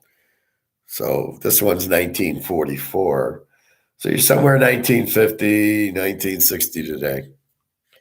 But it's fine. You don't have anything to worry about as far as that versus the US. It's just different countries making it. So there's no problem. The problem is when you don't buy a country's gold. So if there's sovereigns that are in the James Bond movie and gold From Russia with Love, and he's on the train with the guys from Jaws, and he pulls out 50 gold sovereigns. and each one's worth 10. Now, those the my only guy had, and I went to him and I said, "Oh, cool, the James Bond movie," but it never says they're gold. Now he knows they're gold, or he tests for them, but there's nothing on it that says it's 999 or a quarter ounce of gold or this gold. So I didn't buy it because if I had to prove it's gold, I couldn't. So that's really the problem with it is you got to be careful. It's got to say gold. But if you buy the Cougar and the Maple Leaf, that Philharmonic I showed you, the U.S., they'll all say 1 ounce of gold. Silver is a little different because you get the bullion, and some of the silver I show you will say 999 1 ounce of silver, but there won't be prices on it. The normal gold coins will say, like the U.S. is worth $50. Well, nobody gives a fuck because it's worth 2,000. But that's the difference. But I don't look at it as money. I look at it as an ounce of gold. That's how we look at it because we're not using it for money. We're using it for gold. We're using it as the asset. He typically charges people over spot. Well, everybody charges over spot. Don't get frustrated or confused by that. Because COMEX is broken, nobody charges spot because spot's not a real price. Gotcha. That's what I was expecting. I have to ask you first. That's fine. That's what I'm here for. That's why I do the shows live. He typically charges people over. Okay. So my guy 5 miles away, I can run there and get a price on it too. So he's run out of silver. Okay, that's a red flag, right? Why did he run out of silver? Now, why doesn't he know this? I mean, my guy, if I went into the store now, he's got a whole price list. This is COMEX. We're selling it 100 over spot because we know spot's bullshit. And this is the point I keep making. Spot is bullshit. Spot is COMEX paper. So imagine you're selling 1,000 ounces of gold and you don't have any. And some guy's actually buying 1,000 ounces of gold, but he doesn't get any. What the fuck is that all about? So how can I sell something I don't have? And who's stupid enough to buy something that they don't get anything for? That sounds really illegal to me, and I don't know why these guys aren't in jail, except for J.P. Morgan owns the politicians who would put them in jail. And this is the problem I have with this whole country, this whole thing, is the J.P. Morgan runs the government, and then therefore they can do illegal stuff like price fixing on gold and not go to jail for it because the people that'll convict them and put them in jail are paid by J.P. Morgan, and they won't do it. It's just like Madoff, right? The SEC audited him 4 or 5 times. They never found anything.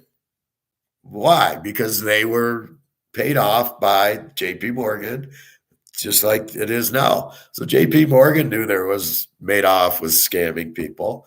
The 4 rich guys who kept giving him money to cover, it was probably their idea. Madoff was just the puppet. Madoff isn't smart enough to do that. There's no fucking way. So you had these 4 rich guys, and Madoff. See, what really is confusing about Madoff, he ran a very successful market maker business, which was legal, and he paid taxes on it.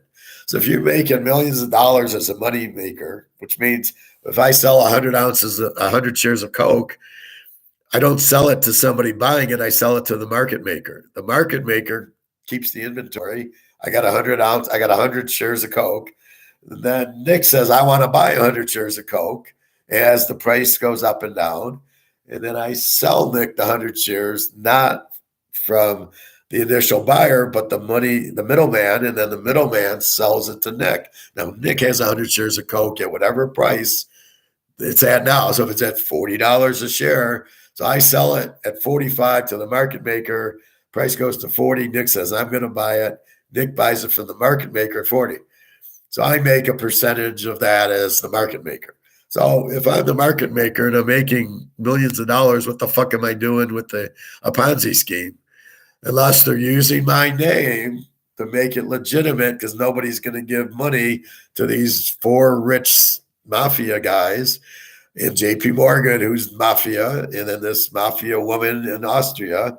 So you got the mafia involved with the Ponzi scheme, and they're using Madoff as that, because Madoff said he did it by himself. Well, that's a lie.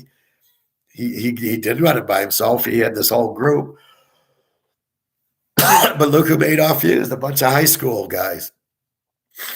It's my secretary. She doesn't know a debit from a credit. I'll hire her. So you're running $1 billion thing, and you're going to hire high school students because they don't know what the fuck's going on, and they'll just shut up. Here, I'm going to pay you. Just shut up. Don't ask questions. Okay, fine, no problem. And then half of his own kids didn't know what he was doing. What kind of crap is that? So you can't tell me that he did it.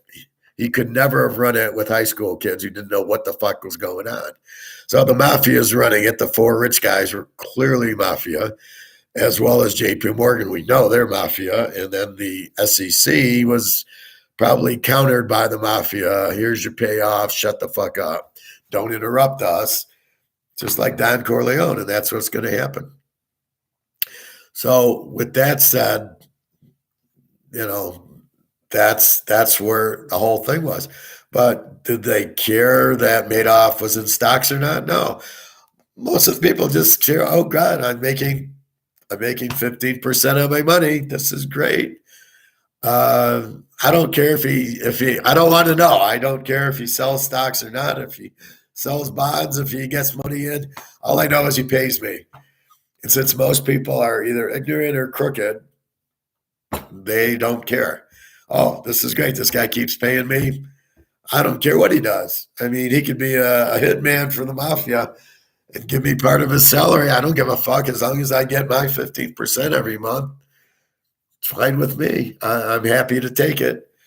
Again, I wouldn't have put it in writing that I hit 100% of my games and I never lose. That's kind of pretty stupid, but he didn't have to say that. That shows you how stupid he was. He should have just made it legitimate and said, yeah, I hit 80% of my games or my picks.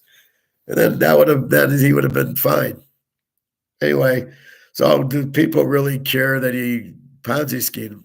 Only the people at the end who didn't get their money out cared, but all the people for the first 20 years didn't give a shit because they were making money. Don't ask, don't tell. Now, at some point, if I'm retiring, I'm taking my money out. I'm getting, as I say, I'm taking my profit. So if I invest $1,000 in blackjack and I get up 5,000, I'm taking out my 1,000, and I'm taking out 3,000, and I'm playing the $2,000. So if I lose the $2,000, I walk away with winning $2,000, right? So that's what I would have done with Madoff if I was really that stupid, or I really knew it was a scam. But as long as he's paying me, I don't really give a fuck. I'm not going to tell anybody. If somebody wants to give me $1,000 a month, I don't care how you get it, which I'm sure was the mentality of 99% of the people. I don't think they gave a fuck. They all sat back and collected. And then at the end, when he couldn't pay, that's when everybody started crying. Oh, he's a scammer. He scammed me. Yeah, where were you the first 20 years when you're making all the money and you didn't know if he scammed you? You didn't care if he scammed you. You just knew he got paid. So that's what people are. They're just, everybody's a scammer, right? So that gets to my comment and my title of, what did I call it? Confidence, comfortable. What is comfortable? Comfortable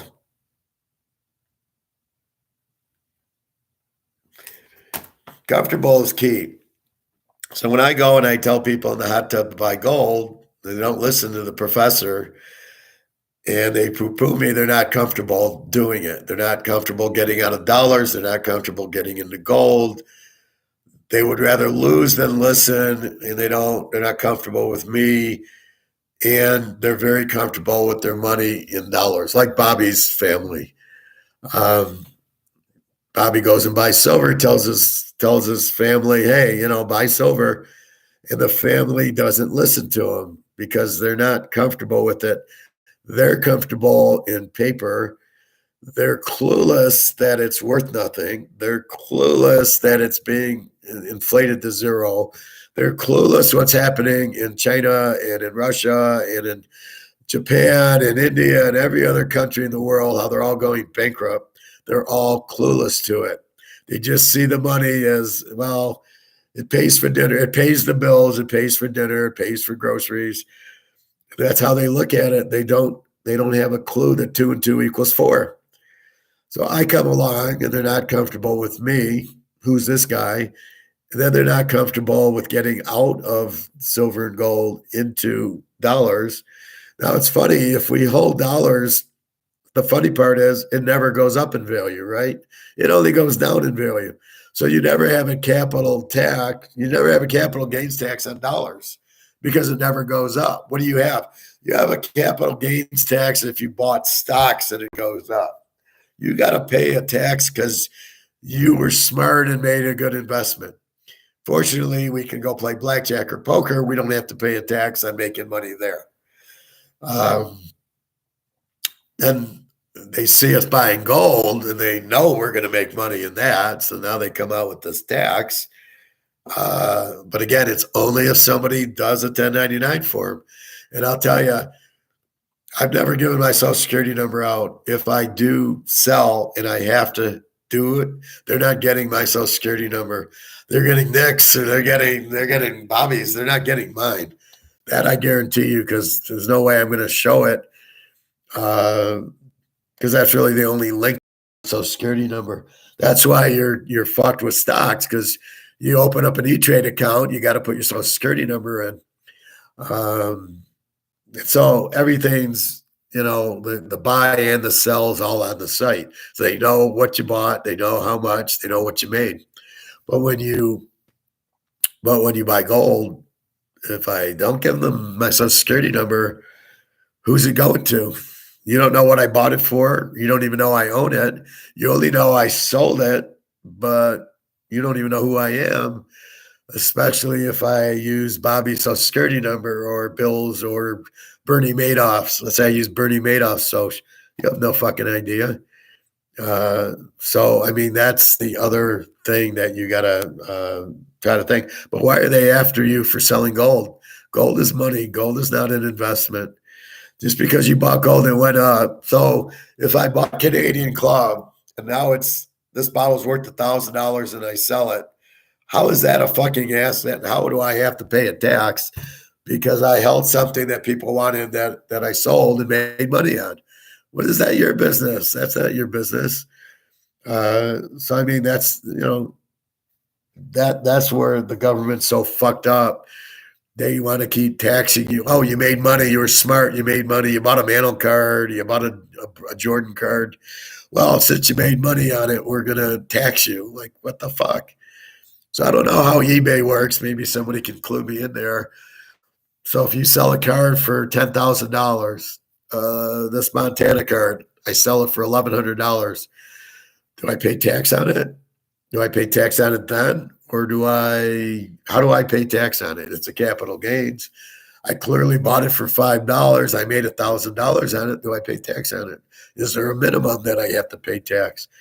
My Montana card, I paid $50. It's worth $100,000 if it's a 10.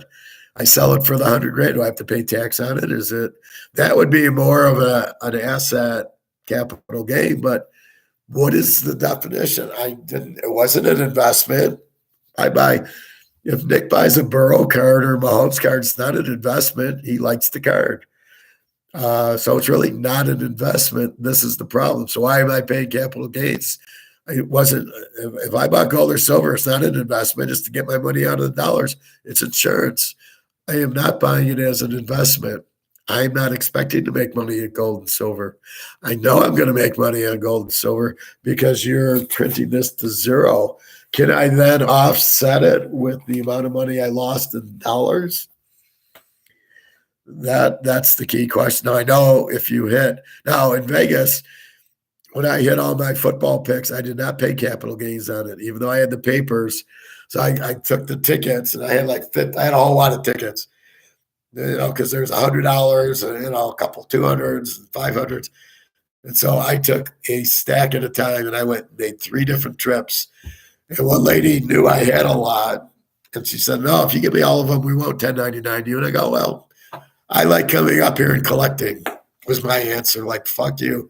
I am not taking a 1099. But if you hit a jackpot, if you hit a slot machine for $5,000, they're going to 1099 you, and you can offset it by gambling losses.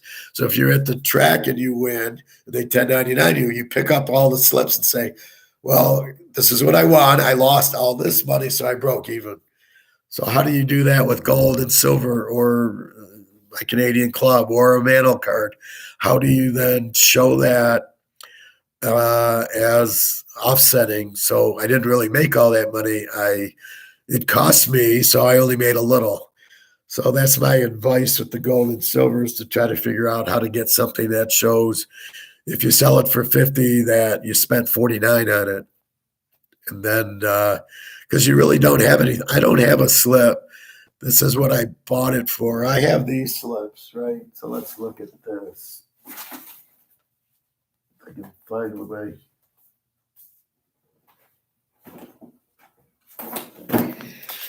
So here's my jeweler. So I bought 9 silver dollars at 35 an ounce.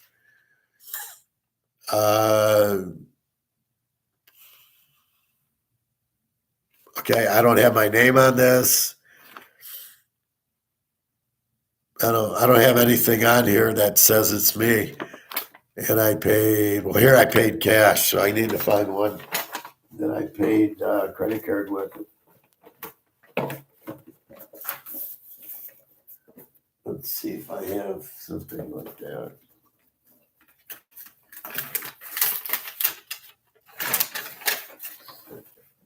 So here's,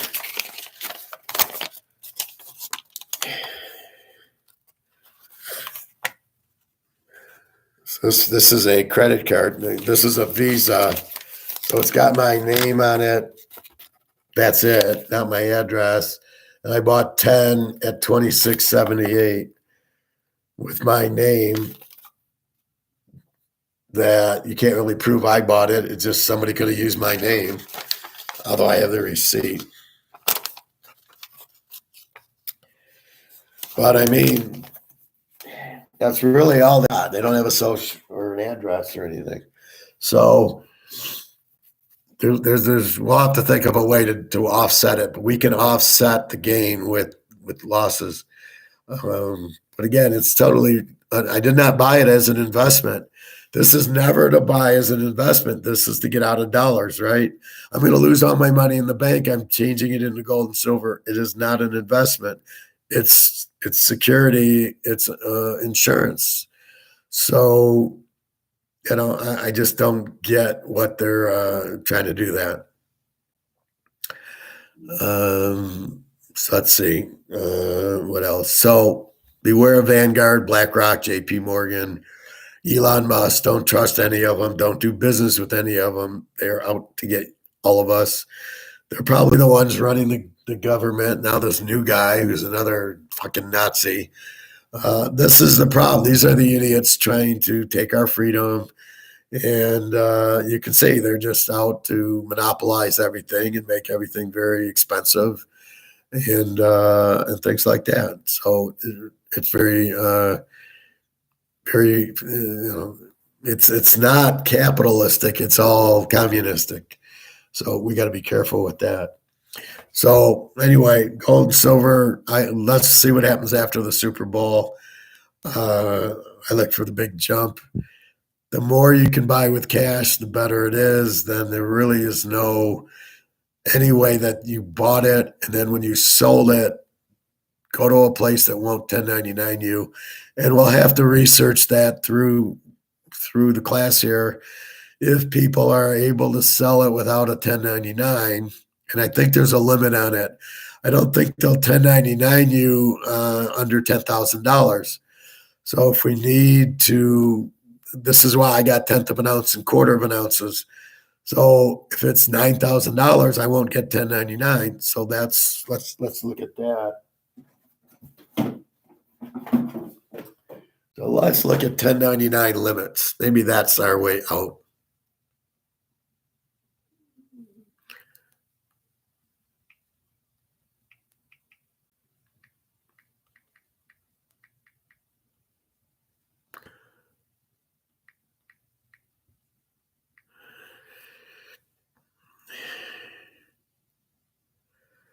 A coin dealer is required to issue a 1099 for purchases of 100 troy ounces and 25 troy ounces, respectively. In addition, the fineness restriction for both metals is 9995.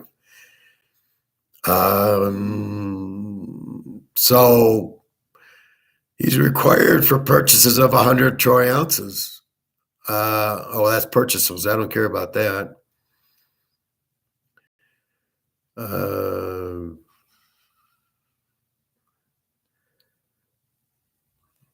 Do I have to report my sales? No.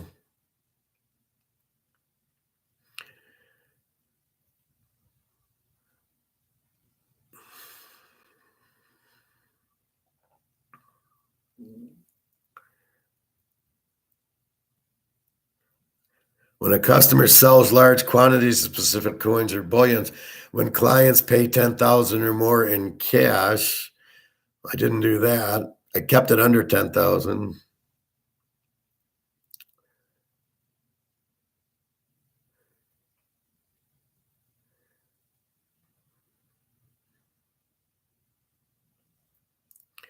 See, I've not been 1099 on any of my purchases.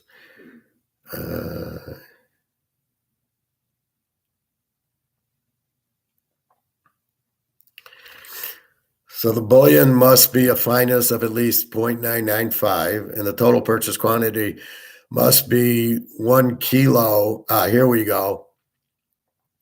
So for them to 10.9, it's got to be, must be 1 kilo or 32 troy ounces or more. So if we don't do 32 troy ounces, we don't have to 1099. So they're not worried about us. For sales of silver bars and rounds, to warrant reporting, each silver piece needs to possess of 999 with a total purchase quantity of 1,000 troy ounces or more. So we're fine. A coin dealer is required to issue a 1099B for purchases of 100 troy ounces and 25 troy ounces, respectively. So we're not buying 100 ounces of gold or 25 ounces of silver I am, but yeah, so here's a good chart here. So it says gold bar, the size has to be 32.15 troy ounce. So if I sell 10 troy ounces, it's not reportable. So again, it's a little bit misleading, but that's what it is. Silver bars, any size bars totaling 1,000 troy ounces or more. So if we walk in with 10 ounces of gold and 10 ounces of silver, we don't have to pay 1099s because it's got to be this amount. So they're not worried about it. So that makes me feel a whole lot better. We can verify it, but I believe here, Maple Leaf, 25 1-ounce ones. Minimal reporting amount is this column. So Maple Leaf is 25. The Cougaran that you're about to buy, Nick, is 25 1-ouncers. So if we do not sell 25, that's the minimum that they would report on. So we're not doing it. U.S. silver coins, any combination of dimes, quarters, and half dollars totaling 1,000 face value or more. Well, that's the little coins. That's not the silver bars or coins. Are any size bars totaling 1,000 troy ounces or more. So we're not doing 1,000 ounces. I assume bars and coins are the same. Coins eligible for, let's see if there's a coins one underneath, but I think that's it. So I think we'd be fine if we look at it like that. So we get one if the cash payment they may receive for a single transaction of 10,000 or more. We're not. So if you buy 15,000, so my buddy who bought 100,000, he probably got 1099. He should have probably bought 10,000 10 times.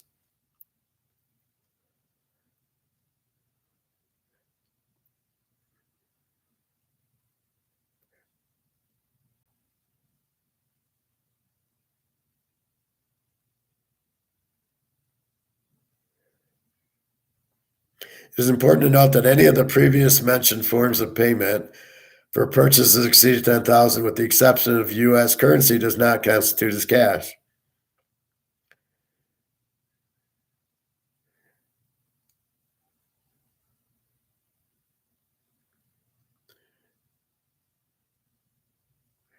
Just a second.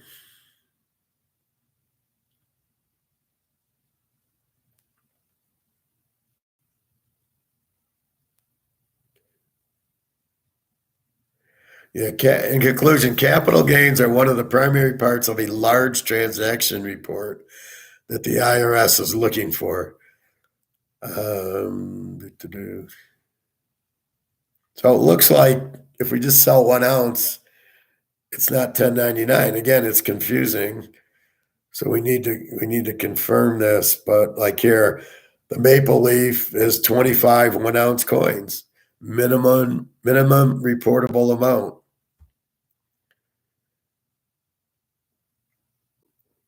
Now, is that buying or selling? I got to do some more research, but reporting precious metals transactions to the IRS.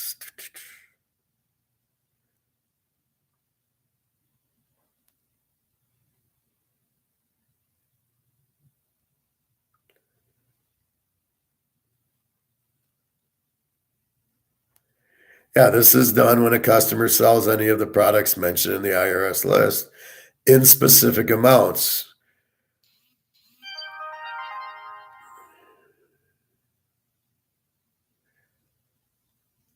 For sales of gold bars and rounds to be considered reportable, every individual piece of bullion must have a fineness at least 995, and the total purchase quantity must be 32 troy ounces. So I think we're fine by not selling that many. If we sell 1 ounce.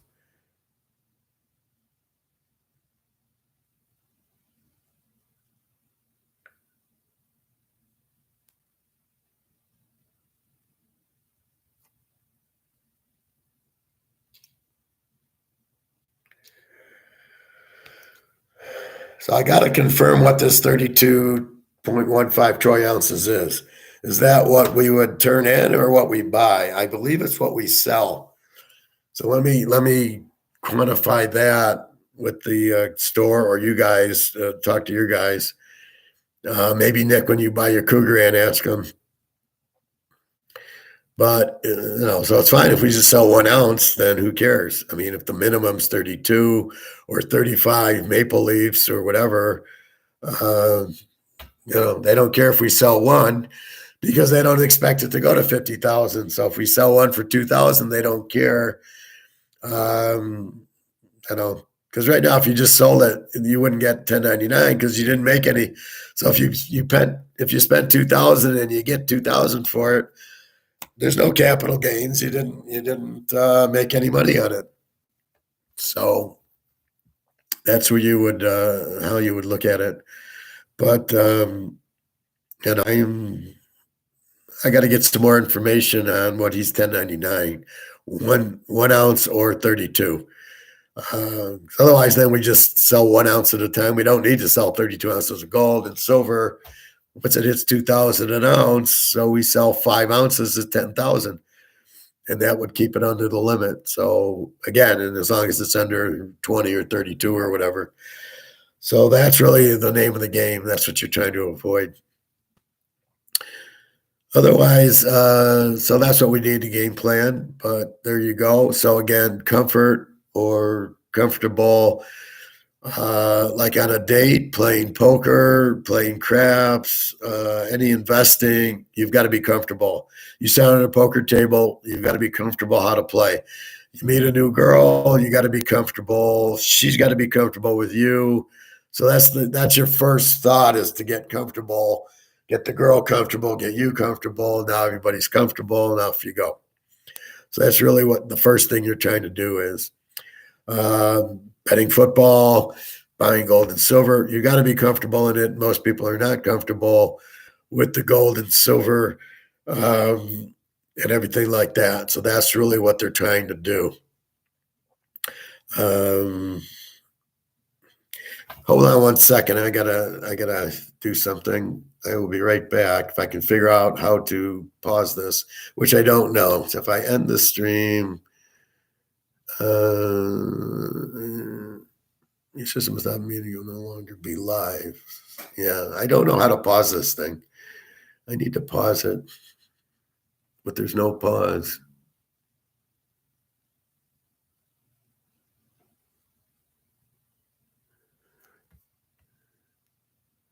All right, I will be right back in 2 minutes.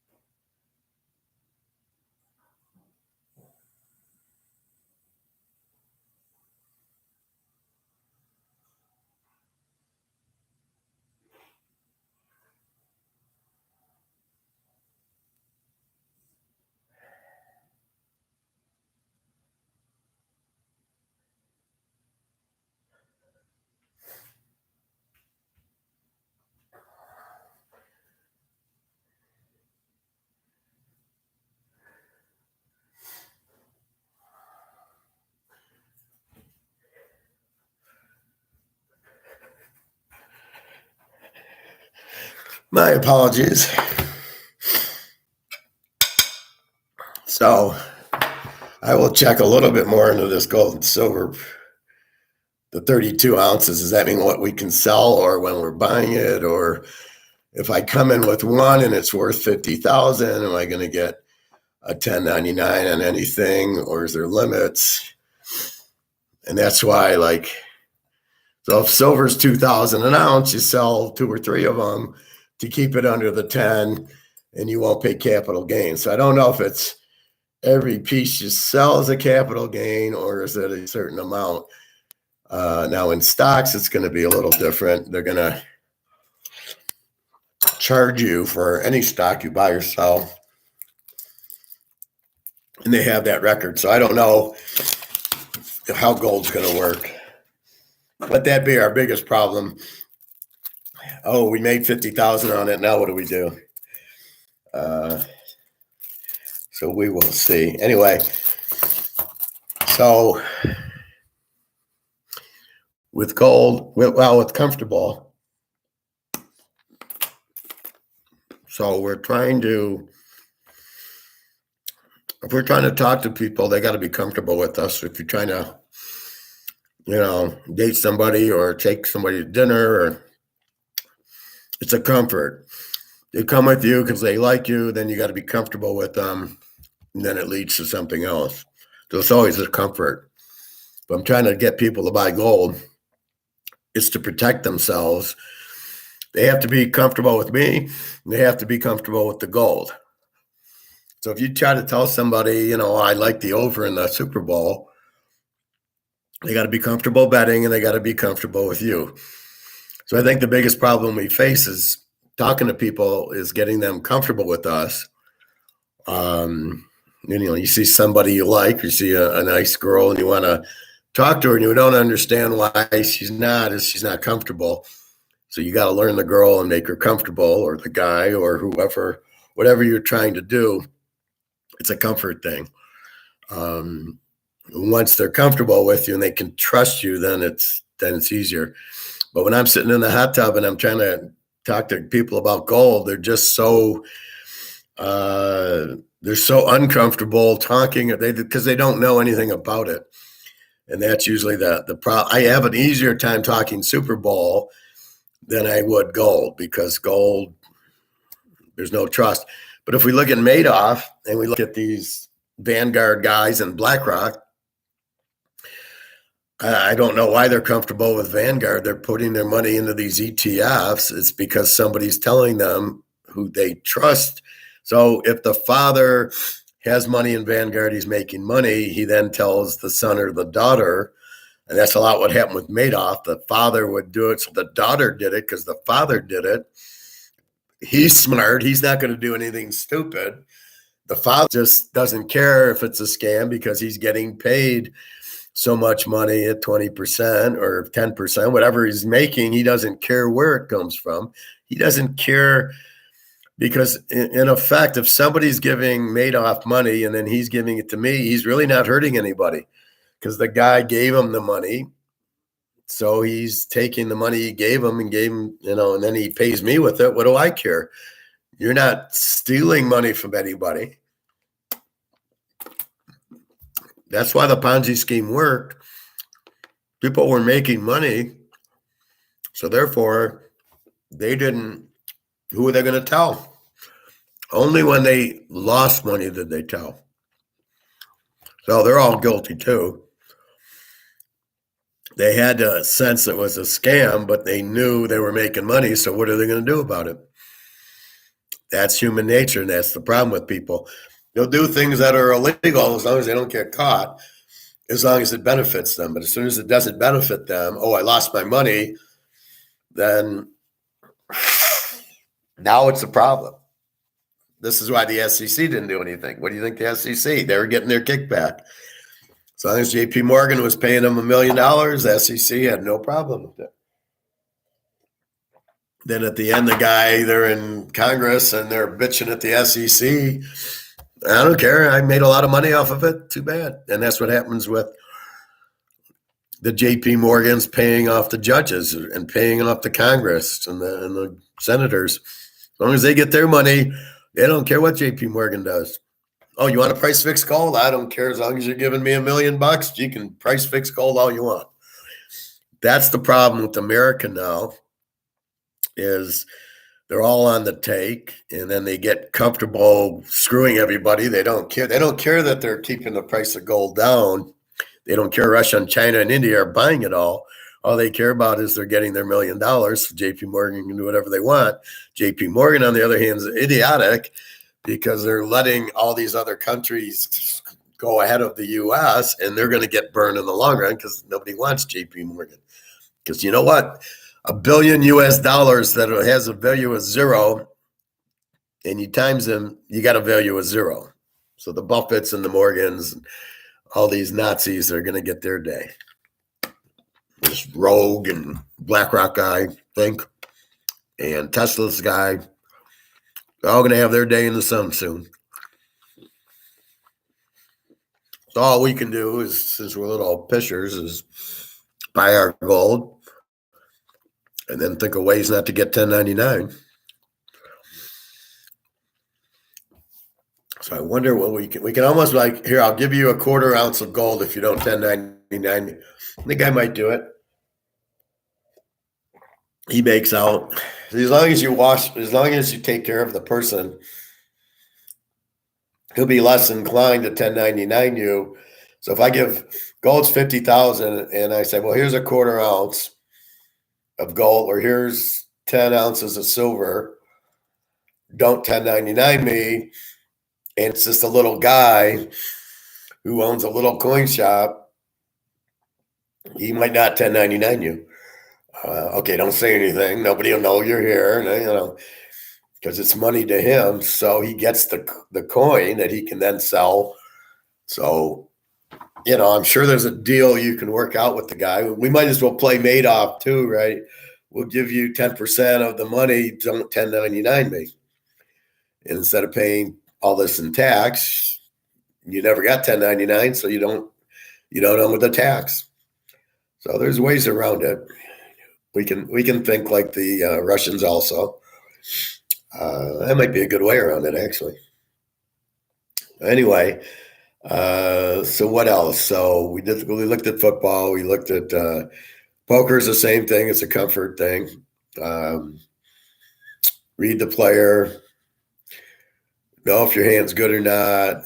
Don't overplay your aces. That whole thing with that girl cheating was very obvious. So you don't want to do that. If you're cheating, A, you shouldn't cheat. B, if you do something that stupid, you deserve to get caught. So I might go play, what's today, Tuesday? Maybe I'll play Thursday night or Friday. Thursday night's a good night. Sunday's the Super Bowl.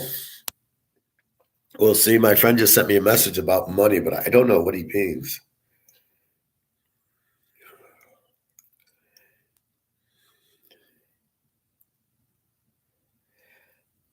Money will be in before weekend, I believe.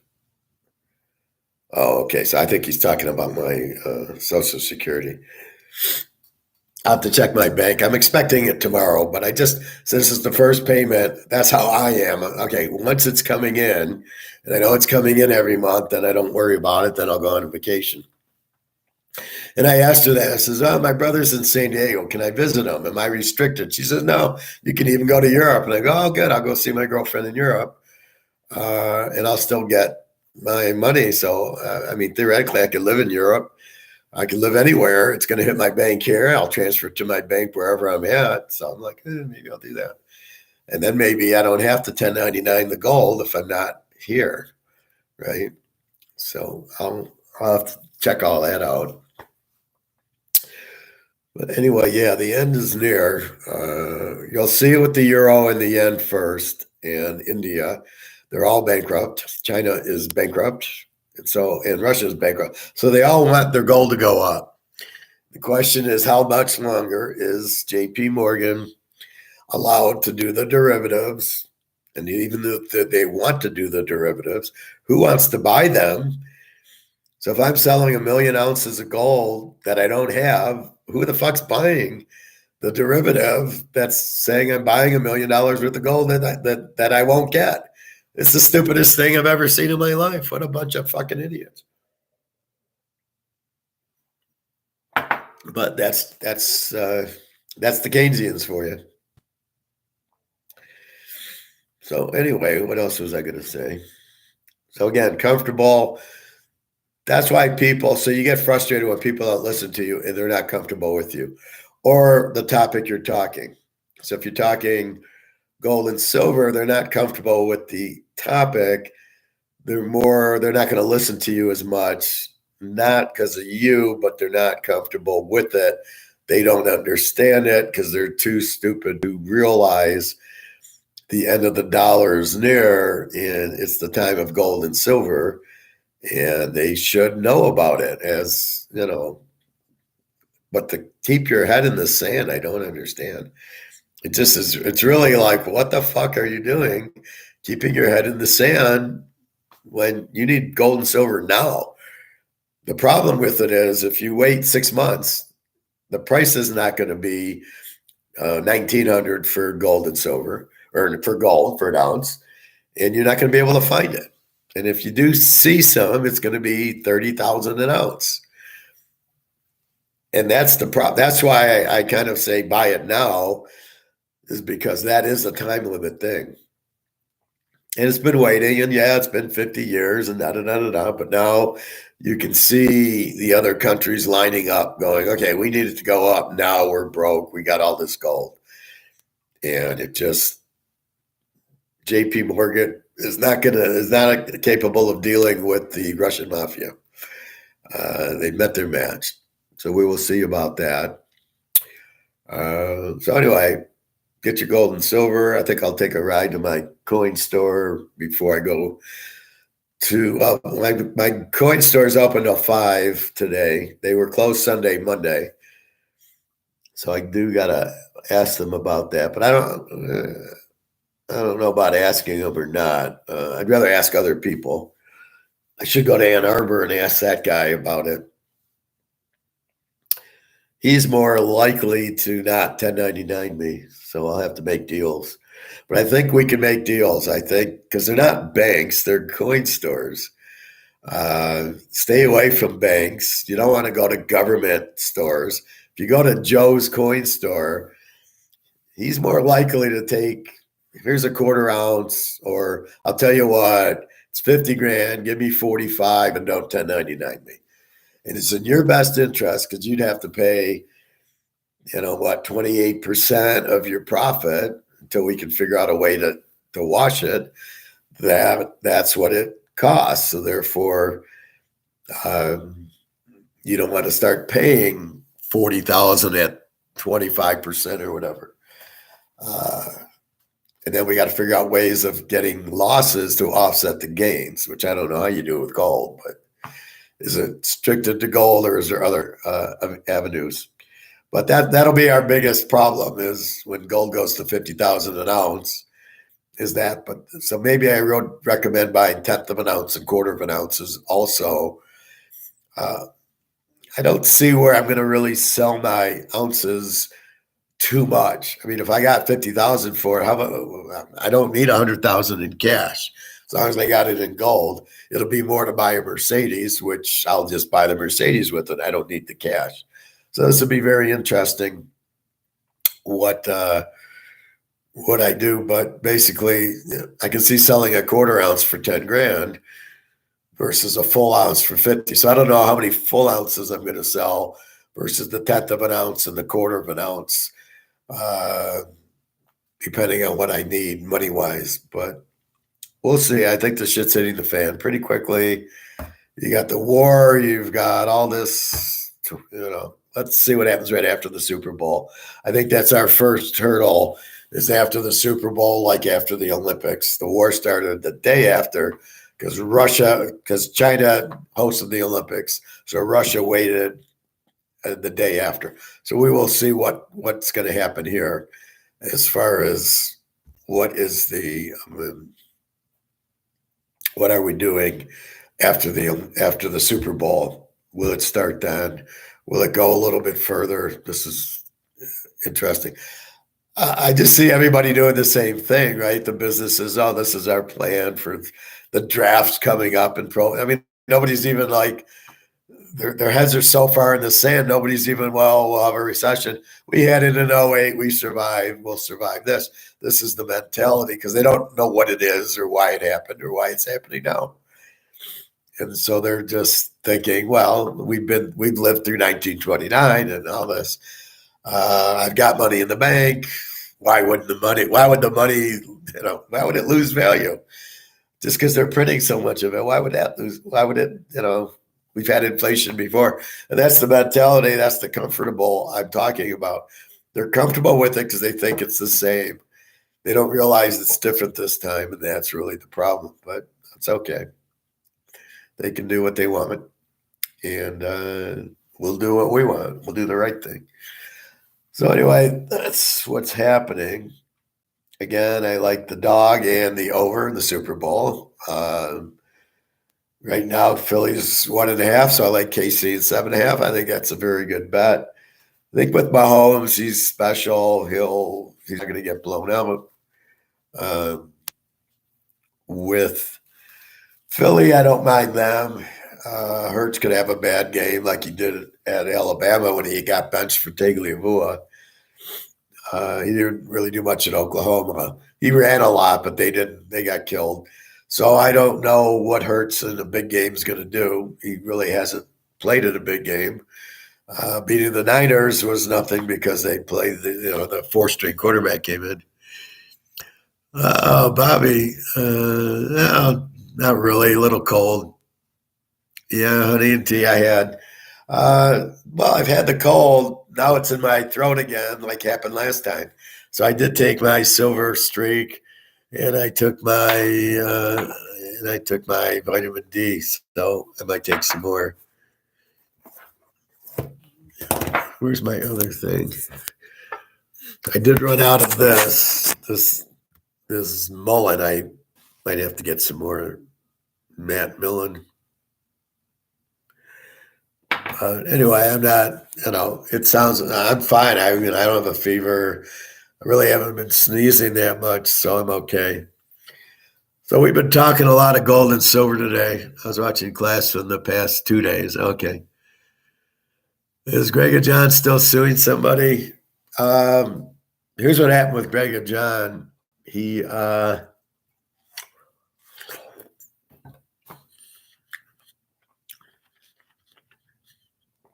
What happened? Can't remember. It'll come to me. Oh, I think he lost his job. Something like that. So I think he's suing over that. I don't remember. We talked about it yesterday. Anyway, as soon as you told me, I said, oh, that's why you're suing. That makes sense, but I don't remember. I think he will if he can. Hope you're not suing the professor for saying fuck the weather the other day. No. He knows better. So we're talking gold and silver. It's confusing because I don't think you'll get a 1099 unless you sell 32 ounces. That's how I read it, but I got to reread it and I got to go to my coin guy. But basically, you can offset it, but we're all buying it at 2,000 an ounce. If it goes to 50, we'll make a whole lot. We got to pay a 1099 on it. And we got to pay tax on it, so we got to be careful with it. Yeah, the prices went down because interest rates went up and the dollar went up. Sold it because the dollars went up. It's so stupid. But again, it's derivative gold. It's not. It's derivative control, not the real price. It's flying. I mean, we're just waiting for the Russian exchange to come in to get the true value of physical, which we don't know. How can it be the only product in the world that there's not a market for? Where's the real price of physical gold? Why is there not a market for it? It's unbelievable. So it is frustrating. So if you get a sore foot or a sore shoulder, use this. This stuff works really good. I put it on my back. My back feels a lot better today. My nerves aren't hitting me so much. So I did a lot of stretches on some YouTube tapes for sciatic joints. If you need it, I can show you what video I used.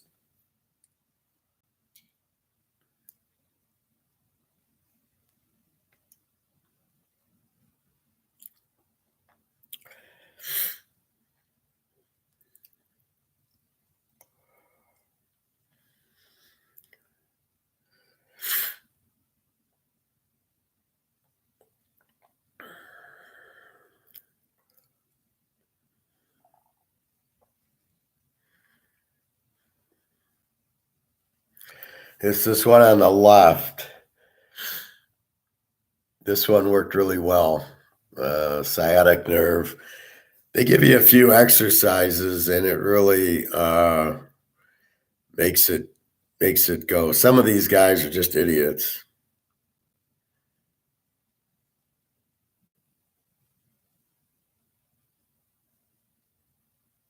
Like this guy was irritating. I was listening to him and I go, I can't listen to him.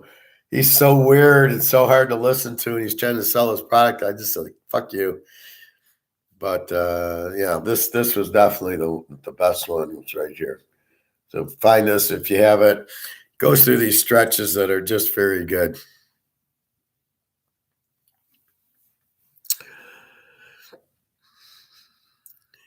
What happened with the tax thing? What tax thing? Gold and silver? Well, they're trying to tax us as a capital gain, but we have to. I don't know if we sell one or if there's a limit or not. Like silver, I think it's $10,000. So if you sell an ounce of silver for $2,000, it's not going to be taxed. So that's what we got to figure out is what. I've been doing more stretching these days too. It helps. Been using a foam roller. I got that. Hey, Greg and John. I got this yesterday.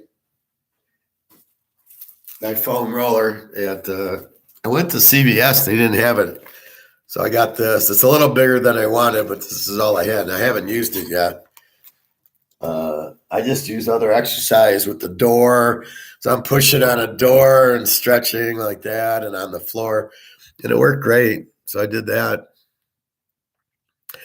Greg and John, Bobby wants to know if you're still suing. And I told him that I don't remember what you were suing for, but we talked about it yesterday. Anyway, well, here's my suggestion on 1099s. We go to a store, the guy gives us the money, he wants to give us a 1099.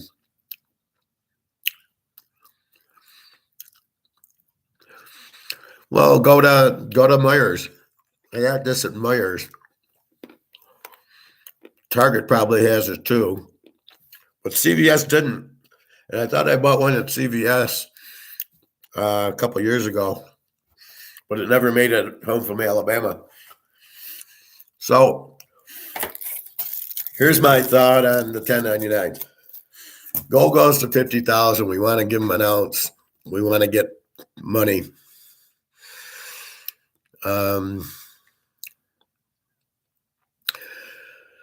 You're welcome, Greg and John. So what we do is the gold's worth 50,000. Here's an ounce, and we say to the guy, "I'll tell you what, I don't want to pay the tax on it. Let's not 1099 me as if I never came in.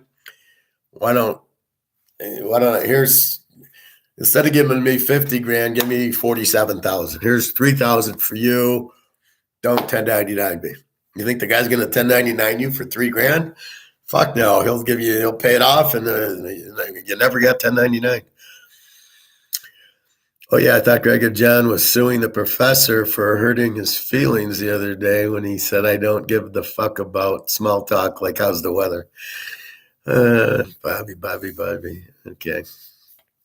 No, he's not going to. What would his lawsuit be?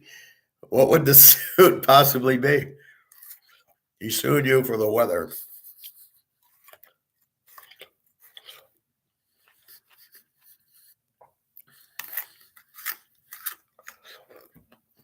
I got my cantaloupe, Bobby. It's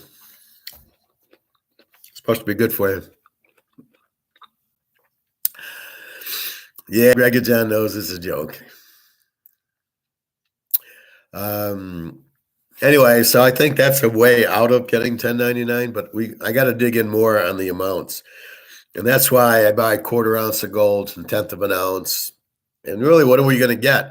Once the dollar loses all value, I believe they'll come out with a new dollar, like the euro and the yen are coming out with 2024 dollars. Basically, we blew up our regular dollars, and now we're coming out with new dollars that we can inflate to hell. And it's going to be a different price. So you're going to trade in your currencies, probably what will happen. So I'll take this. Let's say this is 100, and I'll get maybe 100, maybe 50 of the new currency. And they'll bring out a new currency, which is backed by nothing, which will be turned into zero soon anyway. And that's what you'll do. So you sell your gold to get that, or you sell your gold to buy a Mercedes, something like that. Yeah, okay. Well, I went to Walmart's. Avocado was like 69 cents. I'm like, where's the inflation? I was expecting it to be $20 an avocado by now, the way they're talking inflation. My levels were good last time, except cholesterol was a bit high. Don't worry about cholesterol. My goal is to bring it back to the 120s by mid-March. Don't worry, cholesterol is not real anyway. The way it's explained by my doctor that I showed you, Steinenberg or whatever, he says it's like if you go to an accident and you see an ambulance, you think the ambulance caused the accident. He says it doesn't. The ambulance has nothing to do with it. He says the same thing with cholesterol. It's just there. Like if you have a problem, there's cholesterol, but it didn't cause the problem. So cholesterol really isn't a problem. Just stay away from sugar. Stay away from high fructose corn syrup and your carbs, and you'll be fine. This is fine. This is my 90 dark chocolate. So you shouldn't eat too much of it, but like you eat 2 or 4 bars, that's it. But the cocoa is very good for you. So I had the avocado, I had my cantaloupe, and I'm waiting to eat my omelet with a hamburger in it. I'm dying to eat that, so I'll eat that after. But yeah, don't worry about cholesterol. As long as your blood pressure is 120-ish, your blood sugar, I don't even know what is meaningful with diabetes more than the blood pressure, and get rid of your gut. If you just, all I care about is I look down and I'm thin. That's all I care about. I don't have this big fucking stomach, as you saw in my videos from a couple years ago, and that's where your problems lie, because that's your insulin resistance, and the insulin's the killer because your cells are full of sugar and you're fucked. So you fast to clean your cells, you get the sugar out of your body, and then you're fine. That's the killer. That's the stroke. That's the heart attack. That's the liver and kidney, is the sugar. Get rid of the sugar and you're fucking fine. That's all you need to worry about. That should be your focus. Fast, Bobby, fast. Have you done your 75-hour fast yet, Bobby? What are my thoughts on nutrition fact labels? Do you think they're legit or BS? Well, I don't even read them because I'm not buying things for nutrition. All my fruits and vegetables don't have nutrition labels, or I'm buying steak, chicken, burgers, or ribs. None of that has nutrition labels on it. The only thing I look at, I don't use barbecue sauce anymore because it's all got high fructose corn syrup, as well as ketchup and a lot of the salad dressing. So I know to get Ken's. It's got sugar but not high fructose corn syrup, and I make my own barbecue sauce or ketchup using the French dressing from Ken's. So that's basically what I do. So I don't buy like snack bars or Oreos or chips or any of this shit that I already know it's not good for you. So I don't need to look at labels. So I don't even look at them. Soup, it is what it is. It's soup. If you want to eat it, you're better off making your own, but okay. I did a 20-hour fast with only water on Sunday. Well, the key is the 18 hours. That's when your autography sinks in. So you really once you do 18, you really want to go to like 48. And it's not hard because, so let's say you have dinner tonight. So tonight's Tuesday night. If you just skip eating tomorrow, so you eat at 6 o'clock tonight, you skip eating tomorrow. You just have water. You get away from the Fritos and the Oreos and all the shit that's going to make you hungry. You just have your salad and you have your steak. Go have a big steak tonight. Then you don't eat tomorrow. So from 6 o'clock tonight to 6 o'clock tomorrow is 24 hours. Then you just turn on the TV or the computer. You have a coffee or tea with no sugar, no sweetener. You go to bed. You wake up. It's now 6, 7, 8 in the morning. Let's say it's 8 in the morning. So you've gone from 6 tonight to 6 tomorrow night's 24 to 6 in the morning is 36. Because that's 12 more hours. All you need to do is make noon and you've done 42 hours. So all you really have to do is don't eat tomorrow. Just drink your water, just have your coffee and your tea, no sugar, no sweet and low, and eat. And you've done a 48-hour fast, and all you've done is miss tomorrow's meals. That's how easy it is. And then you get more aggressive and you say, well, I've already done 48 hours.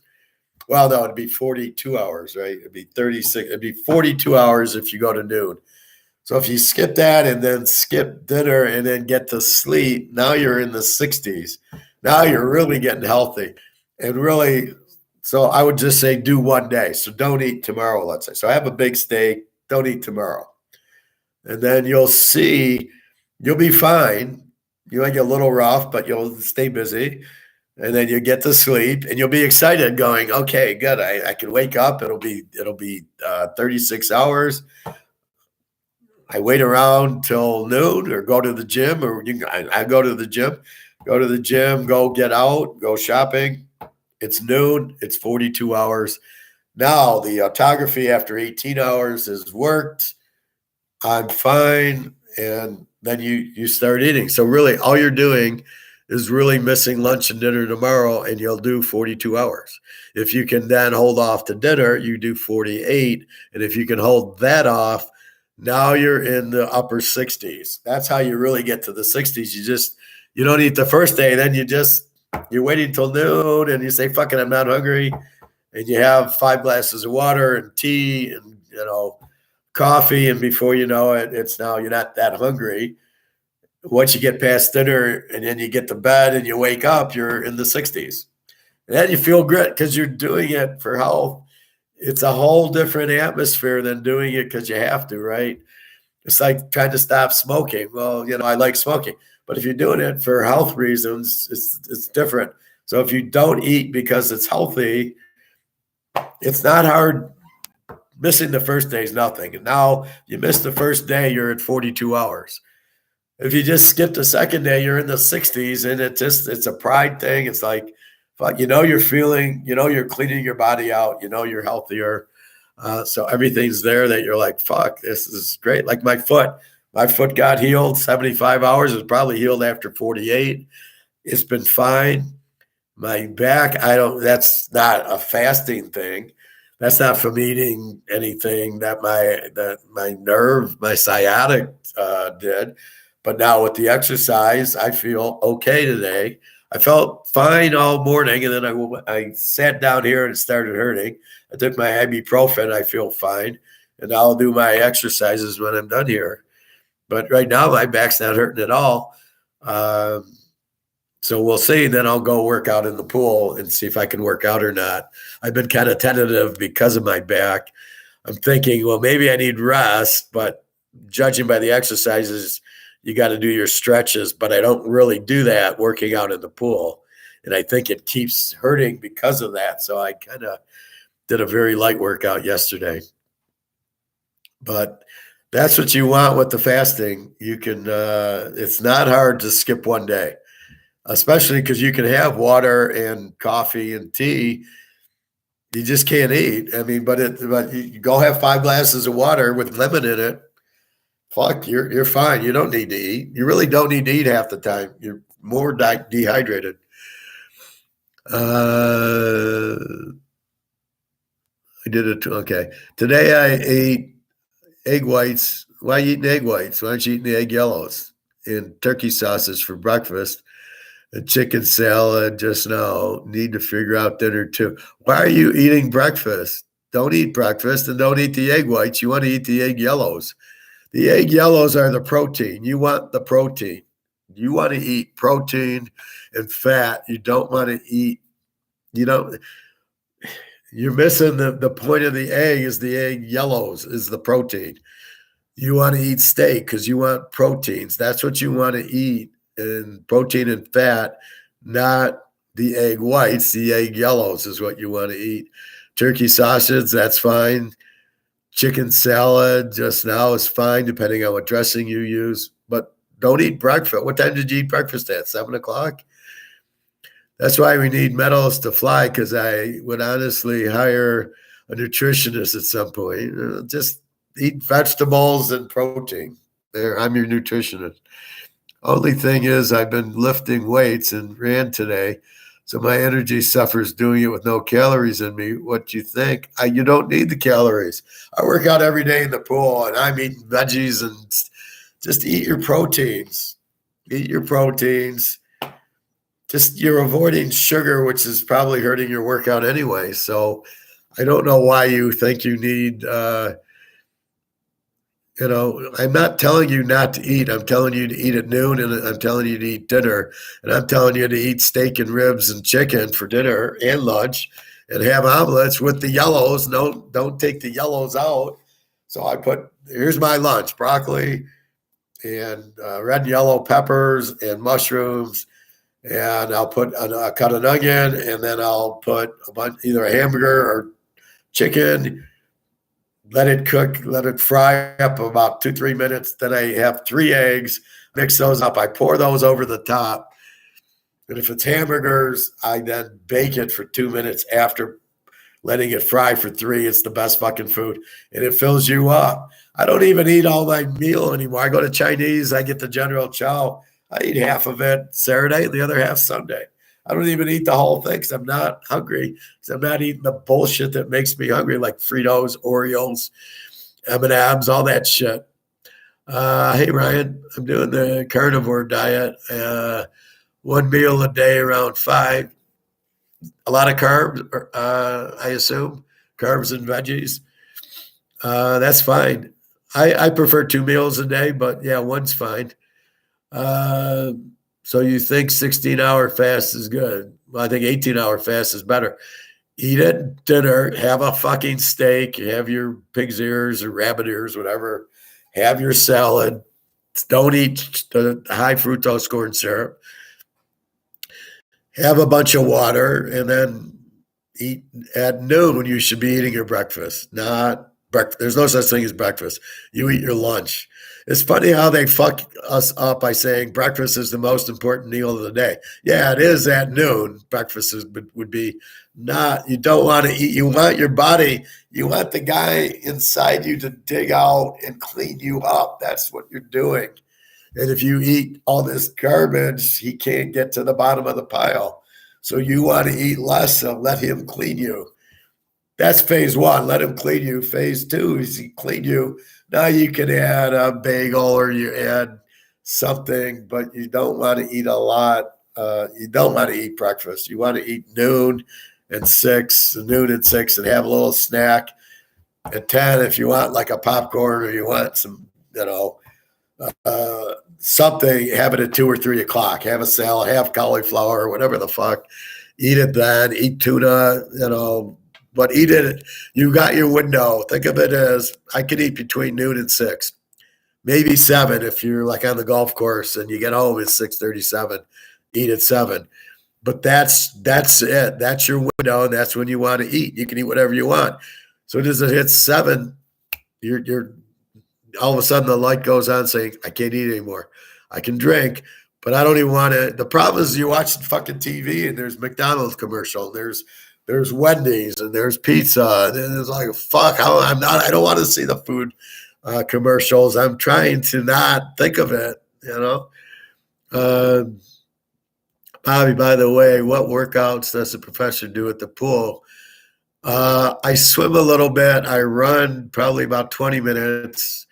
I just run back and forth. Then I do aerobics where I use my legs and I do stomach crunches and I do some jumps and I'm moving my legs. I tighten my ass and then I'm tightening my stomach, uh, 3 or 4 different angles, and then I'm jumping a little. So I do those aerobics and then I run. So I'm running about 20, 25 minutes and then I'll do 4 or 5 laps. It's hard for me to do too many laps, but I can run. So I do a lot of running just because of my back and my shoulders and shit like that. Ryan, the yolk is the healthiest part. The yolk is like a vitamin mineral pack. Of course. That's what Bobby, you're eating the whites and throwing out the important stuff. Eat the yellows. The yellow is the key. You're better off eating the yellow, as Ryan's saying, and throwing out the white. But I just make the whole egg and it's fine. And then I would hire a chef. Oh, that would be good. Yoga is good. Anything that relaxes you is good. Exercise classes are pretty good. Uh, me, I like kind of being by myself and thinking. So I'm in the pool thinking football bets mostly. I'm thinking, who do I like in the games? And in the water, I get very educated. I pick games in the water all the time. It's something about being in the water that really helps you problem solve. So if I'm like, who do I like in this game? And I go in the water for 20 minutes, I can almost see the score. So I like running in the water is fine. But yeah, I mean, an exercise class is okay. Depends on your makeup if you prefer that. And prescription drugs are the worst thing in the world. They're not healthy for you. You're much healthier having like this. This is organic. This is immune support. This is not a drug. This is a bioactive silver hydro. So this stuff is like organic. It's like what's the word? Like minerals. Like I can't think of a word. Like here, this is just liquid vitamin D. I mean, it's not a thing. The only thing I take is the ibuprofen only when my back I'm hitting the nerve. I need something. But generally, I don't want to take any drugs. They're terrible for you. The worst is when you take an antibiotic, it fucking kills your system. Or these stupid, vaccines for COVID. It basically kills your immune system. I had to get one, which I didn't really want because I took it to go to Europe to meet Jenna. I thought then I won't need the negative COVID test. I'll have the vaccine. They still made you take the negative COVID test, but they killed your immune system. I had to do like a 5-day fast to get my immune system back. The fast, if you can do a 3-day, Bobby, 72, 75 hours, or all you guys, that will fix your immune system. It actually makes stem cells, fixes your immune system, gets rid of your cancer cells. It's a beautiful thing to let your body heal you. As I said, you break your arm or you break your leg or you're Mahomes and you get hurt, your body fixes it, right? So let your body fix you.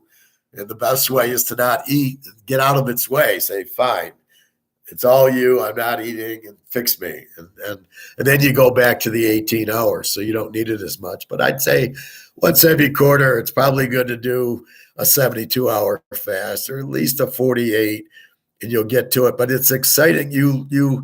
It's nice to say you did it, and it's nice to do it because it's very healthy. It keeps you young, and it keeps your blood pressure low. There's nothing negative to doing the fast except for it helps you, right? It cleans you out. So that's the best thing you can do is a 48, 72-hour fast. All the food does is fuck you up. No, not the healthy food, but if you eat Oreos and Fritos and Coca-Cola, it fucks you up. All the sugar and the ketchups and the barbecue sauces. It's a nightmare for your system. It can't handle it. It's too much sugar. That's why millions of people have diabetes because they're eating high fructose corn syrup. in a nutshell. You're eating carbs, you're eating sugar. It's killing you. That's the problem. So that's why if you stay away from it, you won't, you'll be much healthier. Yeah, okay, Nick. Natural is best. Absolutely. Curious as to why you think prescriptions are bad if they help. Well, they don't help, and they're bad because your body doesn't know what to do with them. So when you get a antibiotic, it kills you. It kills a lot of your cells and a lot of other things in your immune system. That's the problem with it. So yeah, you feel good, but it's like getting chemo. It kills everything. And then if you are lucky enough to survive it, but you know what? If you just don't have sugar and you do your fast, you can't get cancer because cancer can only live with sugar. So if you get rid of the sugar, you get rid of the cancer. You don't have to go on chemo and all the bullshit. So if you fix it up front, you're fine. So if you just get rid of the fucking sugar and the carbs, do an 18-hour and let your body keep itself clean, you don't need any of the bullshit. Yeah, I got a cold, which has got nothing to do with sugar. But I take this stuff and it gets rid of it. And that's natural. It's not, I'm not having anything. So I don't think the drugs they give you are good for you. That's kind of why I would say that. If you have to take it, you take it. I mean, it depends at what stage you're at. But, if you're really hurting, like I took ibuprofen only because my back is killing me and it's hard and comfortable to sit.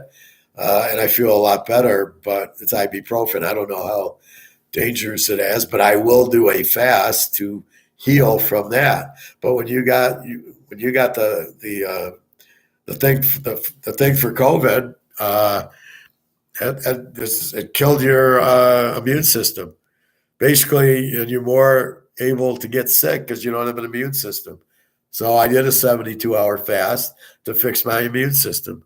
So that's what you have to do is you got to be careful with that shit. Bobby, yeah, and your body becomes dependent on them and they are not natural. Exactly. Certain disorders require medications. TK knows that there are certain issues I have that can't necessarily be fixed with diet. Well, maybe you can, again, try the fast and see what happens. And you're right, maybe you can't. But if you can fast, that definitely helps a lot of your areas. It's just the nature. Your body knows what you need.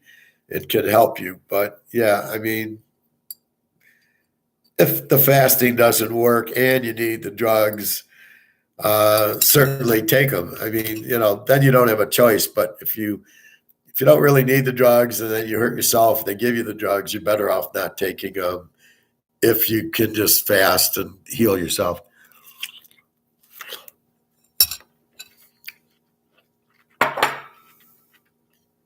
You'll be surprised just getting the sugar out of you, not having the carbs and fasting the 18 hours. I mean, the weight just fell off of me. I mean, I lost, eight pant sizes in 6 months, and I don't even call it a diet. I was never dieting. All I was doing is eating at 6, stop eating. Oh, it's noon, time to eat, go for a walk, go for a swim. Get rid of all the high fructose. I used to have Crystal Light. I threw that out. I used to have barbecue sauce and ketchup. I threw that out. I threw out the salad dressings and switched to Ken's. I got rid of my Cheerios because I thought, well, that's oats. I got rid of all my cereals, all my carbs, and it was just a lot of it was either salads or I would cook them. So sometimes you want to cook the vegetables, and then I'd make a lot of omelets. So I can't tell you the last time I didn't buy broccoli, red and yellow peppers, mushrooms, and eggs, and half and half at the grocery store. It's almost like, oh, I'm out of eggs. Off to the grocery store, eggs, that. Oh, I need broccoli because that never lasts a lot. And then the peppers, and then I buy a thing of mushrooms where I just cut them up, and my eggs. And even though eggs got a little more expensive, I need them. But I eat that. Then it's all a bunch of roasts and hamburgers and steaks, and Ribs. That's why I go to the barbecue place. I get the ribs and the chicken, which is all healthy. I just stay away from the fries. I'll get a baked potato, which is okay. And so usually I get a salad and my ribs, chicken, and my baked potato, which is very healthy. And I just watch the barbecue sauce. I've kind of warned them, it's a lot of sugar. So when I'm really dieting, I don't. I'll bring in my Ken's French dressing and pour that on my ribs. But well, once I've gotten to my point, you can have barbecue sauce at the rib place. Not a big deal. But then you go and you do, as long as you're doing your 18-hour fast, it'll clean you up, so you don't really worry about it too much. Because I eat a lot of sweets like Thanksgiving, Christmas, and I went for my foot. They did my blood pressure. I was 124 over 77. I was like, fuck, I thought my blood pressure would be high from the sweets, and it wasn't, because I still do my 18-hour fast. I very rarely eat after 6, 7 o'clock. It's been screwing me up is when I go later and I go swim and I get home at 8 o'clock and I really haven't eaten dinner. That's what's been fucking me up. So I'll have a little chicken or something at 7:30, 8 o'clock, and then try to stop it. But I haven't had dinner at 5. So it's not like I'm eating dinner at 5 and then that. I'm eating, that's dinner. It's just a little bit later. That's why you see me here eating at 2:30, because I really haven't started eating till about noon or 1 o'clock now, because if I get fucked up with my dinner time. But if you're playing golf, you want to eat by 6 and then you're playing golf and you get home at 8. Well, certainly have a little bit of chicken or steak or whatever you're going to eat for dinner. And it doesn't have to be an exact science. You want to get into a routine, noon, 6, noon, 6, noon, 6, a water or whatever. And then you start, like my candy, I'll eat this. I'll eat this in this window. After 6, I don't eat the candy, and before noon, I won't eat the candy. I don't. It's noon. I can start eating. 6 o'clock, 7 o'clock, I stop. The candy is eaten. Like all this shit that I'm eating now. The cantaloupe and this is now. This is my window. Once I get out of my window, I'm done eating, because that's it. I'll have a tea or a coffee or water. And that's really the difference. So I, without even trying, lost a lot of weight, and now without even trying, I don't gain weight, because it's there's nothing I'm eating. Or if I do have a piece of cake, it's okay. It's the Super Bowl. I have a cake or an ice cream, and then that's it.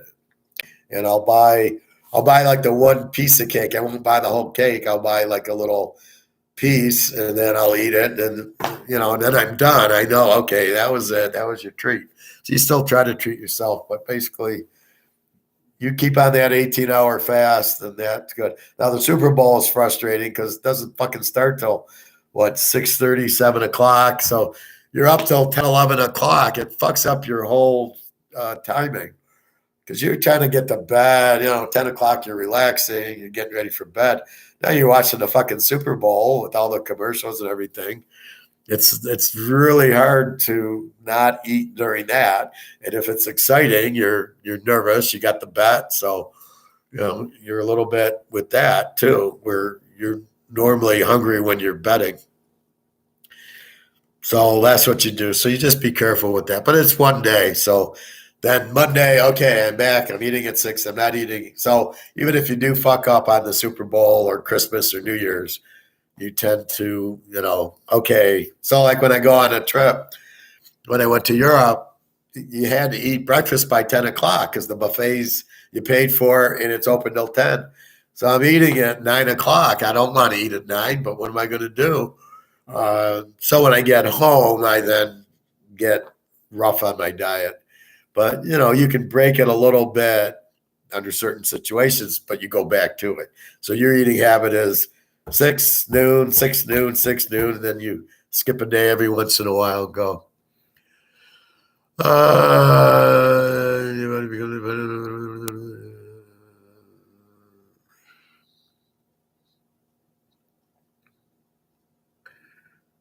are we at? Nick, Greg, and John.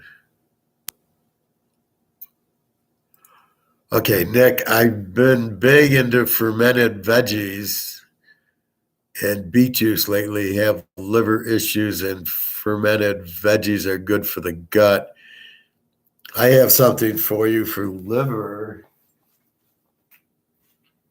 Now, this was for my foot, but this company makes liver cleanse. So it's Solari. If you go to a health food place that sells this kind of stuff, there's a liver cleanse, and I definitely recommend it. But your fasting will help your liver. If you fast and you do a nice 48-hour fast, that will help your liver. It'll help your kidneys, it'll help everything. This helps everything, your immune system, your heart. You won't get strokes, you won't get cancer. This is the best thing, is let your body get rid of the bad cells. Basically, that's what you're doing, right? The guy's in there digging out. Now you don't give him food. Now he looks for energy and he looks for food. And as he's looking and he's traveling in your body, he sees these bad cells that's affecting your liver, your kidney, cancer, all this, and he's killing them. So he's cleaning you up, and then he's finding food to eat. So you get rid of a little fat, and then, but that's what your body's doing. It actually gives you new stem cells. People want stem cell surgery. No, just don't eat, and you'll get new stem cells. That's really one of the benefits of the fast, of the autography.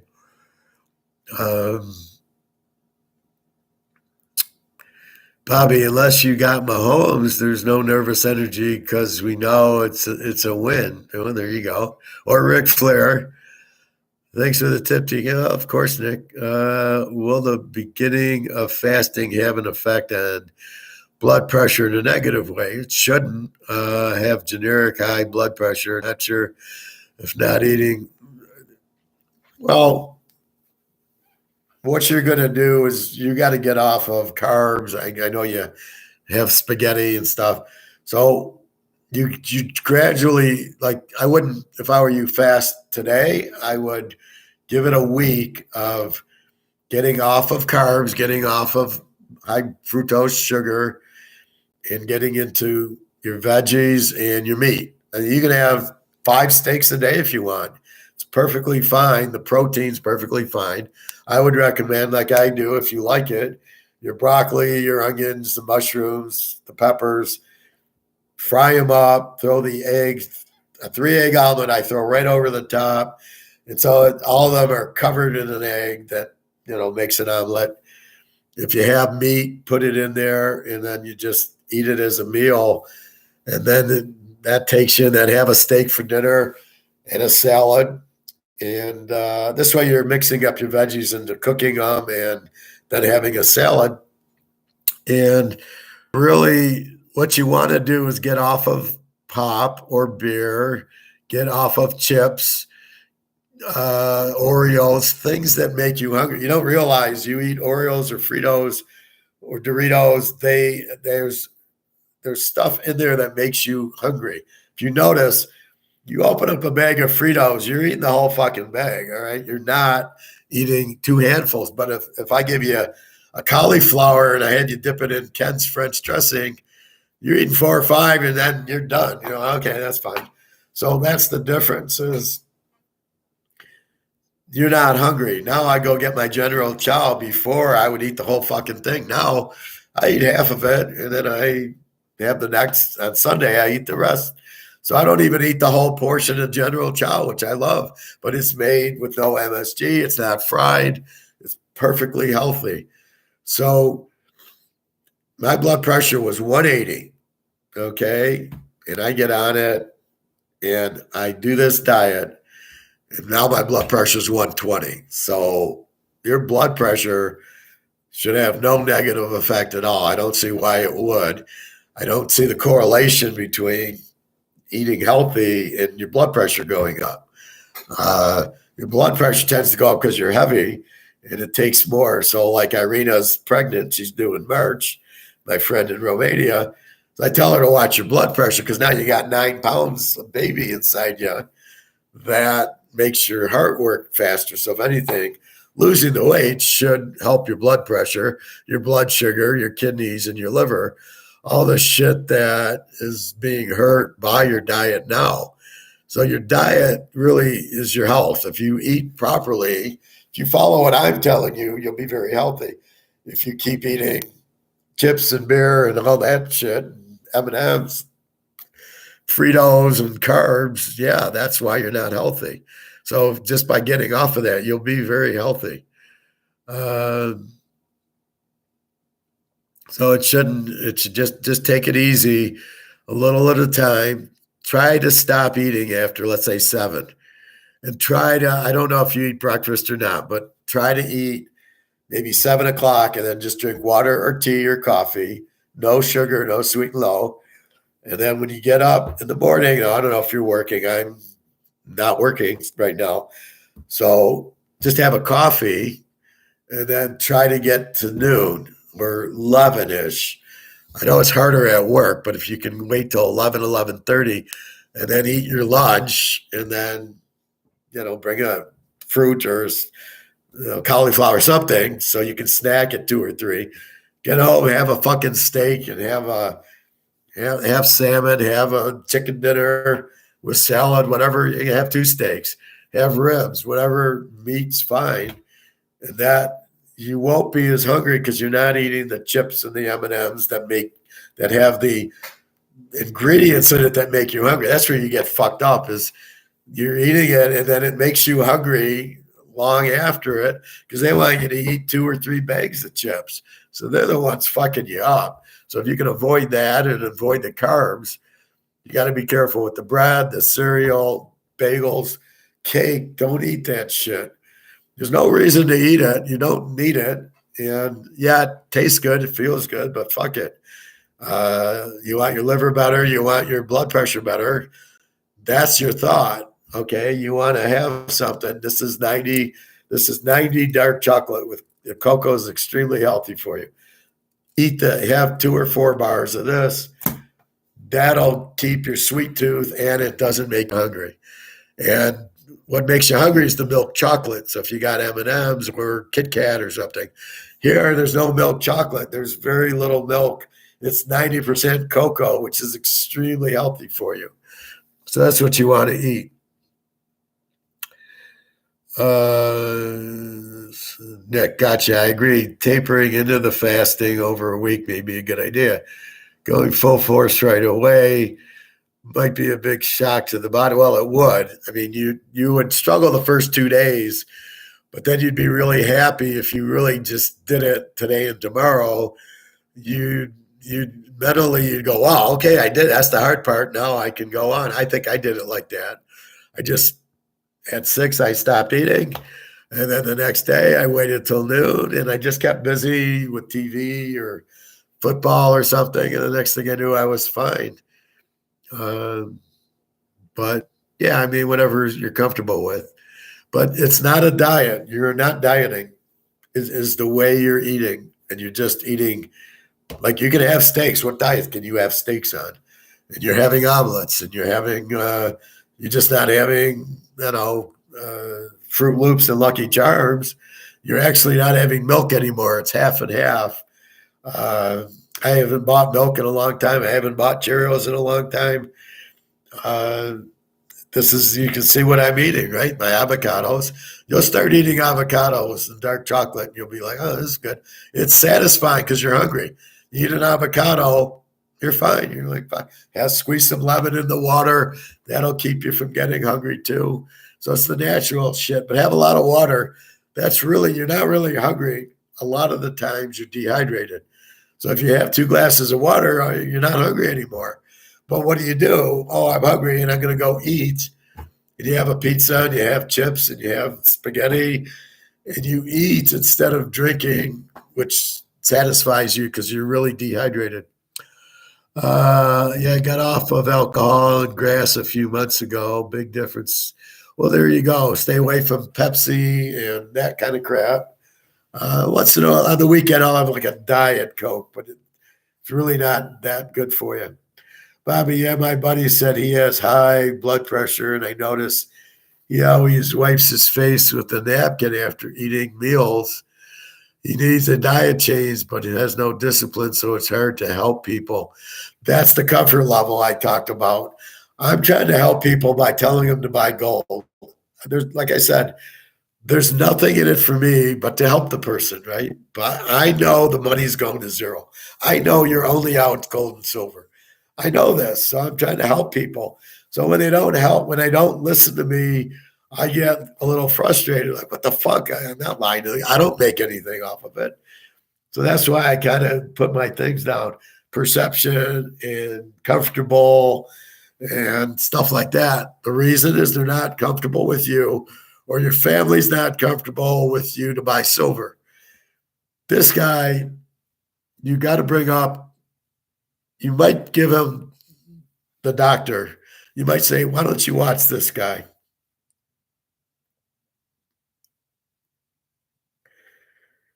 So what I would say is, I'll tell you what,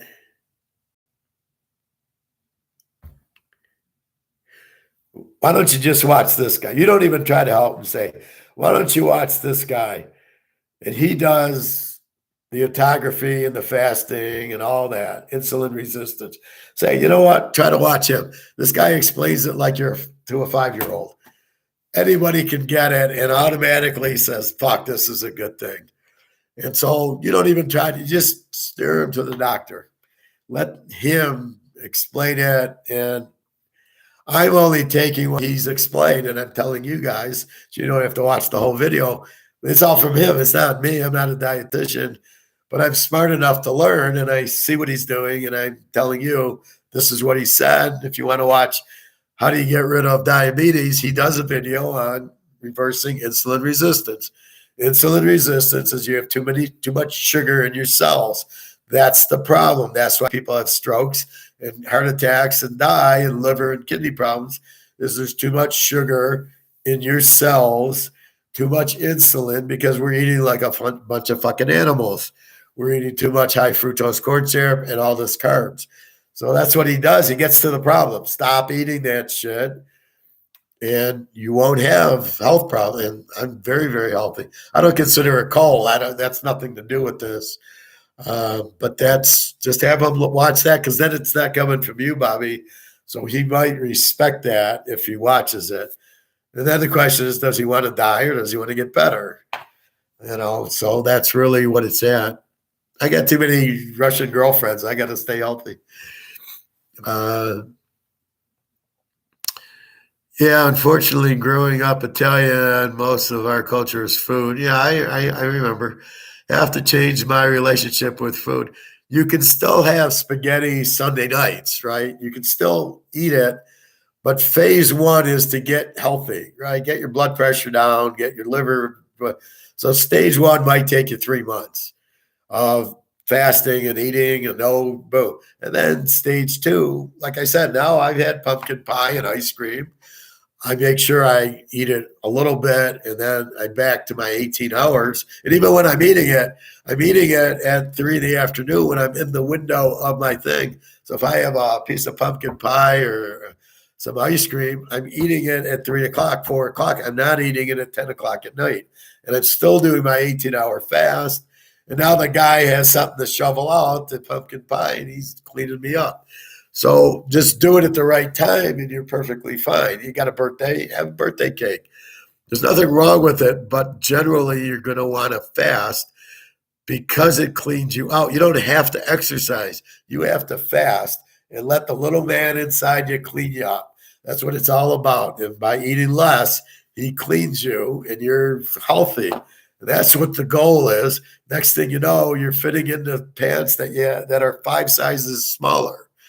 I'm in 36s. I was 44s. I didn't do anything. I just followed this routine. 42, 40s. I'm 38s. Now I'm 36s. Don't try. I've never dieted on this. This is not a diet. I'm eating steaks. I'm eating dark chocolate. I'm just not eating carbs, and I'm not eating M&Ms. And it's very. I got rid of my Crystal Light. I mean, it was just a lot of water, coffee, and a lot of lemons I squeezed and I use olive oil on everything and Ken's dressing, the regular, not the. You never want low cal anything because they put the shit in it your body can't handle. So I get regular Ken's French dressing. It tastes great. It's a little bit of sugar in it, not too bad, and I'm fine. Uh, Mostly carb. Yeah, all the spaghetti. Uh, just stay off of it for a while. You can still eat it once in a while, but just stay off of it. But thank you again, TK, for the advice. We'll take it and get started. I want you to be healthy. So that's really what you're trying to do, but it's not even a diet. I mean, you're going to look at chips, you're going to look at M&Ms, you're going to say, fuck that. You're going to look at bagels and say, fuck that. And you're going to eat a lot of eggs. You're going to have bacon with your eggs and steak and have a lot of steak and a lot of meatballs. And you just don't eat the spaghetti. And once you see it start, like after 2 weeks, all of a sudden you've lost 10 pounds and you're not even trying to lose 10 pounds. You're just trying to not eat, right? Your whole goal is eat these and don't eat carbs. And you'll go through it and you'll lose like 10 pounds in 2 weeks. And you're like, you're not even trying. I do not goal of weight loss. My goal is health, and it's a whole different animal. But you're welcome, Nick. Anytime. Getting off grass was my best choice. Always made me hungry and eat like junk. Well, that's right. And, I guess you could have it if you substitute, drink water and have a steak. I mean, you could have grass at noon and have a big steak and ribs, then you'd be fine. Just don't eat Fritos and Oreos and shit like that. You'd be fine, or have an omelet. But that's the best thing I find is if I do go out to eat, which isn't often, I would have an omelet, or I get Chinese, I get General Chow chicken with broccoli, no rice, or I get my chicken and ribs with baked potato and a salad, and that's what I eat. And I just got to watch the barbecue sauce, which is really sweet. But that's it. I mean, I was going to like Coney Island, but they nuke everything. And after watching Gordon Ramsay, and he yells at the restaurants for nuking. Is my chili nuked? And they'll go, yeah, I don't want this. It tastes like crap. Or the hamburger, so I'll get an omelet there, but I just stop eating. I don't know where to eat anymore. So I said, fuck it, I'll make hamburgers at home and I'll eat the hamburgers.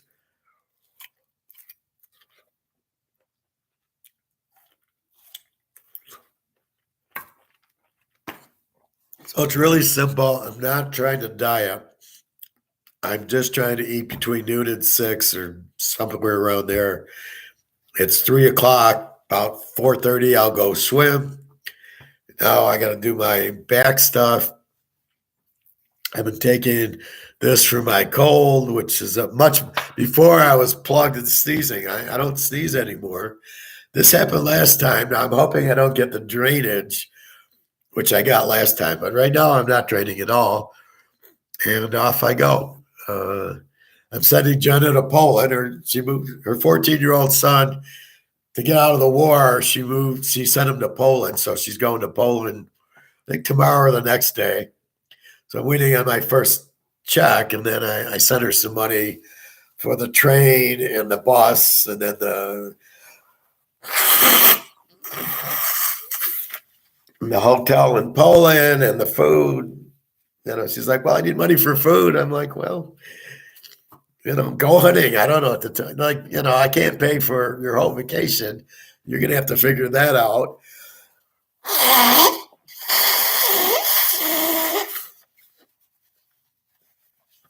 So, so I help her like that, but, I don't mind that. That's a good deed. Here's a quick story. Tell her to fast. She's thin anyway. I think I showed you Jenna. She's the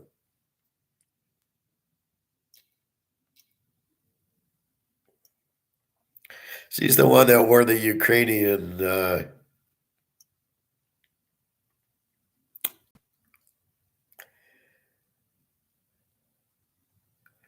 so we're in Lisbon.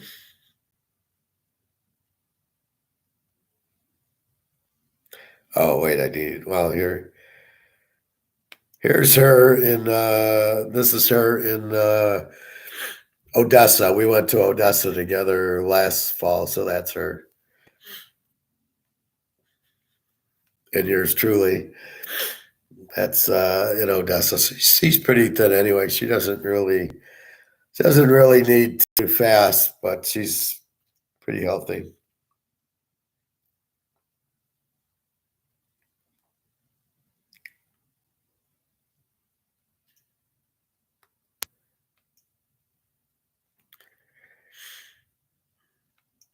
So this is what she wore when we were in Lisbon. She wore this every day.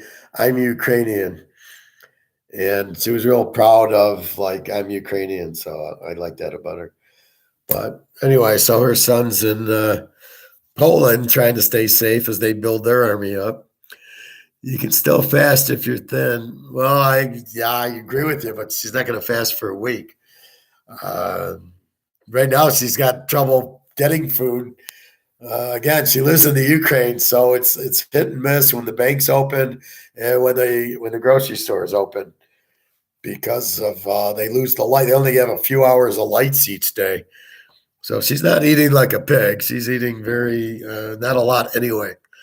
So she's kind of fasting, but yeah.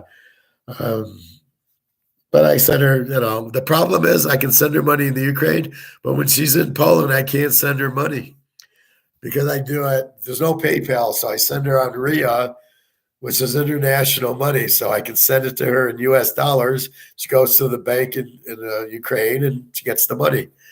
But in Poland, there is no place to send it to. It's really weird. It'll take it into Ukraine, but in Poland, I can probably use PayPal there, but she's not set up. So I can't send her money to Poland. So it's really weird. But I guess if she lived there and then her PayPal was Poland, I could probably send it to there. It's like my friend in Russia. I can't send her PayPal I can't send her RIA to Russia because of the US sanctions. I can't send her anything. So anyway, it's just tough. They're really fucking their people up, the Russians. But anyway, so she's there. So she, I think's going tomorrow. Hopefully, I'll get my paycheck from Social Security. Oh my God, it's hysterical. You pay all that money into it, and I'm getting $2,400 a month. And then I go, well, I'm not working for it, and it pays all the bills. So I'm like, okay, I'll be okay with my gold once that turns. Anyway, so yeah, try your fasting slowly. Get off the car. The problem is you eat the bagels and the toast and the Cheerios, and then you eat the Lucky Charms. Then you eat your chips, your Fritos, and your candy and your Coke. That's what makes you hungry. So by getting rid of all that and eating just your regular veggies and steaks and hamburgers, you get away from that really hungry feeling. So once you can get out of your system, maybe 2 days, then like Nick will have no problem. He won't have that hunger. And then you drink a lot of water with lemon in it. And that kind of kills. I even have uh, not now, but a lot of times I'll pour a teaspoon of olive oil, squeeze a teaspoon of lemon, mix it up and drink it. And that fucking man, that cures you from anything. It's so healthy. It cleans your kidneys, your liver, all that shit. The olive oil is very healthy, as is the lemon. And so I'll just drink it. The lemon's sweet enough so you're not getting grossed out on the olive oil. But everything I cook's with olive oil. I don't use vegetable oil. It's really bad for you. And so all my omelets and my steaks are with olive oil. And even I use it as the sauce. I'll mix olive oil and French dressing. That's kind of my barbecue sauce for steaks and burgers and stuff like that. Tastes fine. I put the French dressing down and I dip my burger in it. I don't have a bun, so I don't have to worry about that. And I eat it. Tastes great. I mean, the French dressing from Ken's, I'll show you.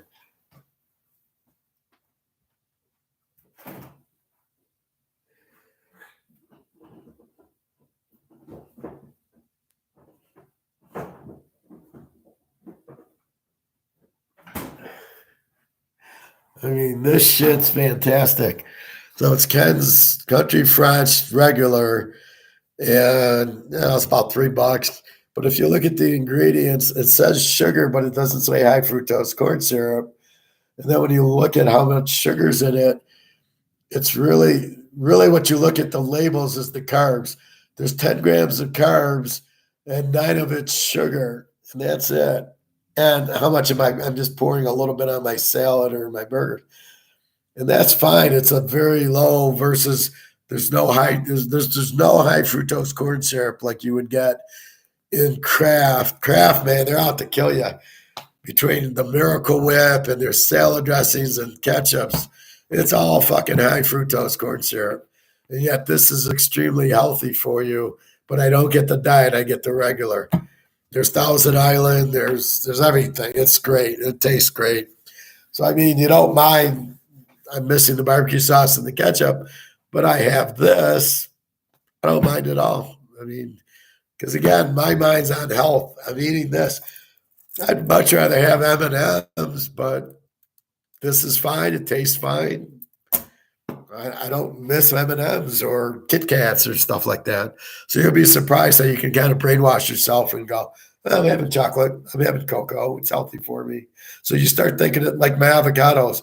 You start thinking of it's healthy more than anything else. Maybe I'm older, but it just I'm very, very healthy now. So, well, except for my cold, but blood pressure's down to 120. How many older people have a blood pressure of 120? And I'm not on blood pressure medicine.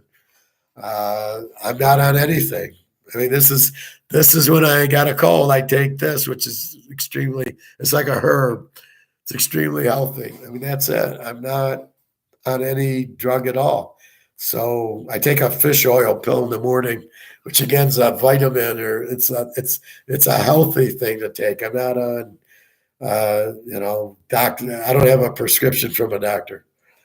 So that's where I'm at. So you'll be very healthy. The girlfriends will be very happy.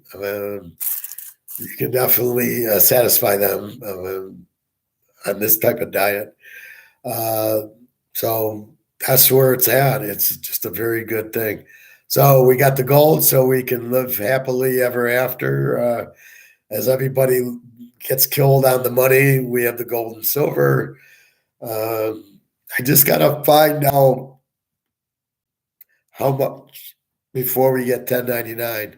I think it's a $10,000 limit. And so the silver will come in really handy. If it goes to $2,000 an ounce, we can go cash 4 or 5 ounces in and not get 1099. But I don't know what we need the money for. We just, see that I heard a question on some gold thing on YouTube yesterday that absolutely I couldn't believe how stupid these people are. Bobby, very true, Professor. It's all about the mindset. It's totally about the mindset. Well, you know better than anybody playing baseball. You go up against a pitcher hitting 100 miles an hour. You got to have the mindset that I don't care about the speed. I can still hit him. And I'm just focusing on the ball. I could do that when I went from Little League when you're 12 to Pony when you're 13 and 14 to Colt when you're 15 and 16. I just focused on the ball, not the speed of it.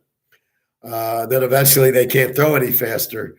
But they always make a big deal about, this pitcher can throw 100. It's like, who gives a fuck? I mean, because your mindset is you see the ball. You don't even watch the ball. You don't even watch hitting the ball. You see the ball 3 feet in front of you, like here, and then you're hitting it. You don't even see the bat hit the ball. But that's what you're doing, and it's all mindset. Absolutely. Your mind's very powerful. And I'm eating avocados not for the taste, for the health. And once you understand you're eating it, you're doing things for health. You're not smoking, you're not drinking for the health. And then you start losing weight and your blood pressure's down and you start feeling much better. It's a whole different life. It's much, much better. So that's really what you want to do with it. And once you can get there, you'll live a much happier, healthier life. So that's kind of what I'm glad I stumbled on. My dad died of diabetes in 1997. Had I known this, he wouldn't have died in 1997. Um, but this nobody knew this. Nobody knew carb. Like you need to stay away from carbs. Nobody knows that. And I remember he had a stroke. I was with him. We got Chinese food. And I think he ate some Chinese and probably had an egg roll. And next thing you knew, he didn't take his insulin and he had a stroke. And you're like, you know, I don't know what else he ate that day. He'd eat toast and stuff when we'd go out. And, you know, now it's stay away from carbs. If you do that, you know, I don't take insulin. I had diabetes. I got rid of it. I did this, and now I don't need that shit. So, you know, I think that's the biggest thing I get mad at is when people don't listen to me on gold and people don't listen to me when they're diabetic, when all I can say is get off of high fructose corn syrup and carbs. That's it. Just do that. And they don't, you know, they still do their insulin resistant. You're just like, well, no, I'm not coming to your funeral. You're too stupid to listen. I don't get people that are stupid. You're trying to help them. You give them some sound advice, and they don't listen to you. And you're like, "What the fuck is your problem, dude?" I mean, I don't know what I come across as fucking Hitler or something.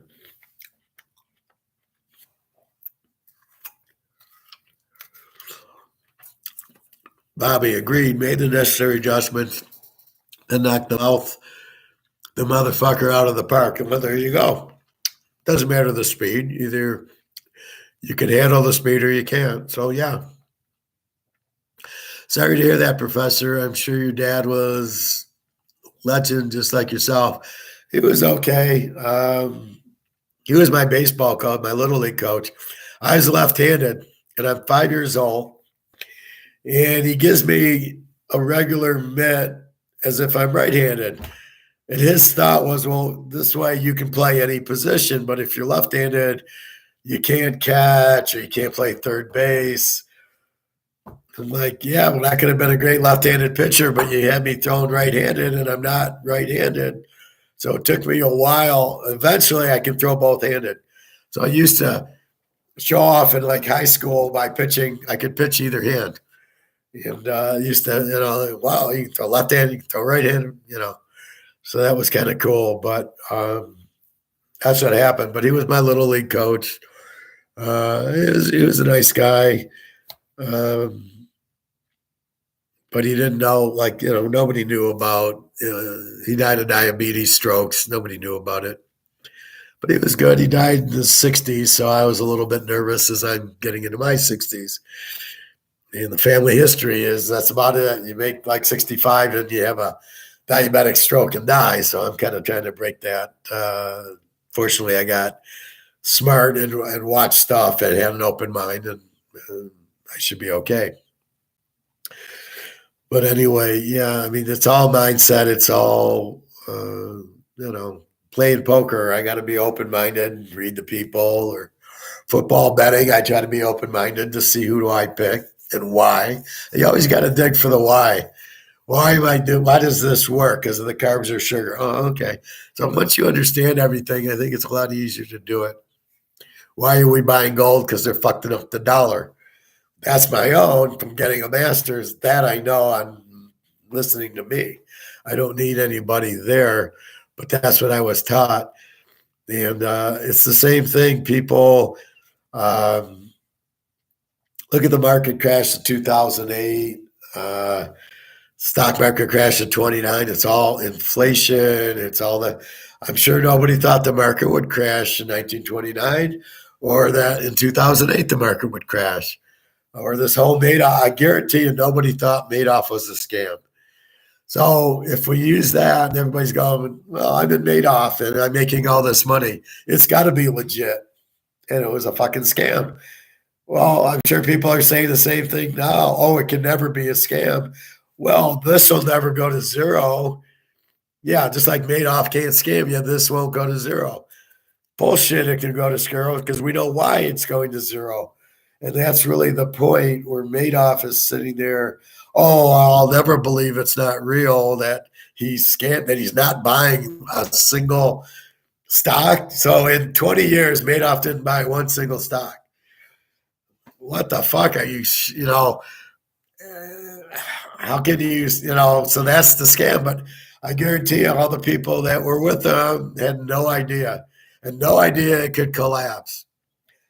And it's the same thing with the dollar. Oh, we've had it since that. It's the U. How can the U.S. dollar collapse?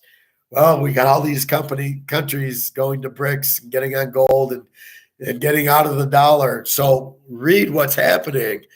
No, I'm going to ignore all that. That's not, the dollar will never collapse. Even though all this shit's happening to affect the dollar, I won't listen to it. No, it's not going to collapse because it never has. And, that's where people are stupid. They don't understand what's happening. Phil, are you open minded enough to think Mahomes can win 5 more Super Bowls like Bobby? Uh, well, we'll see. I don't think he can beat Burrow enough. See, he's got to fuck with Burrow, and I don't think he can win all the time.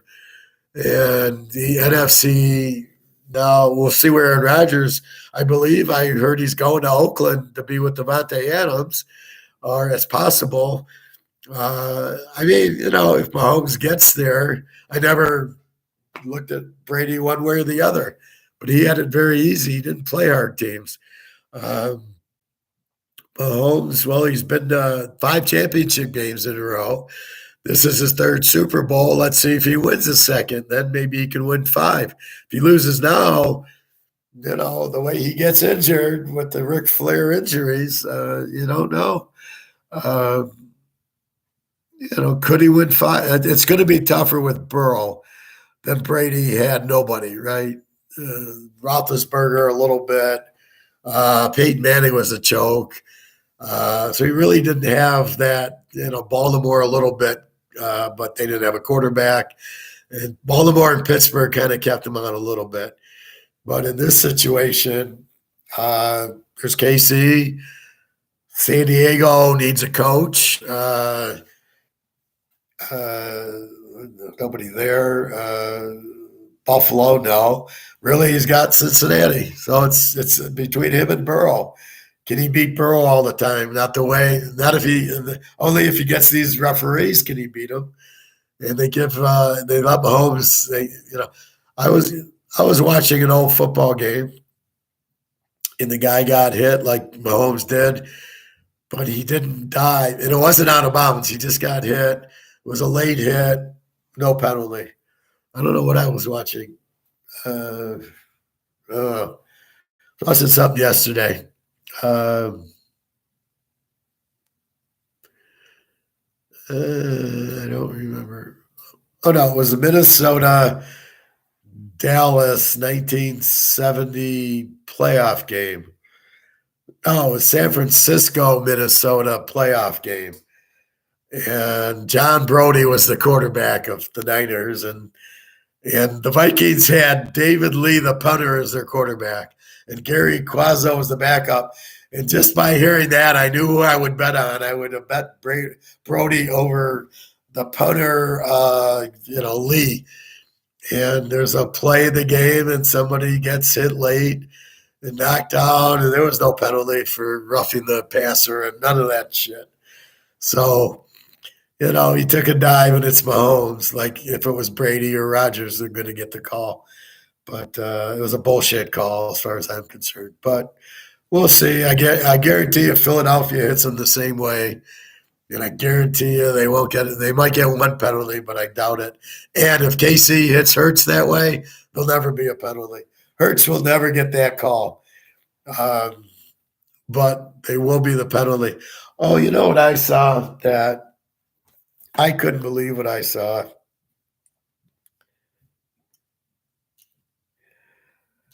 So I'll take you back to 1986.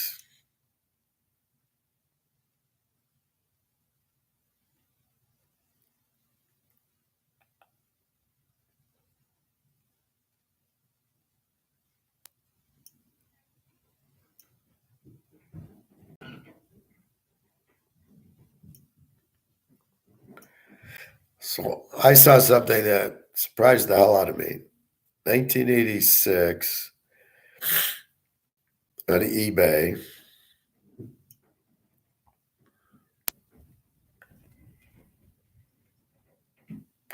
So first of all, this is why you don't get your rookie cards autographed. Lawrence Taylor autograph PSA 10, 544. You know how much his card is worth if it's not autographed? $17,000. This is why you don't get cards autographed. Now let's go to 1986.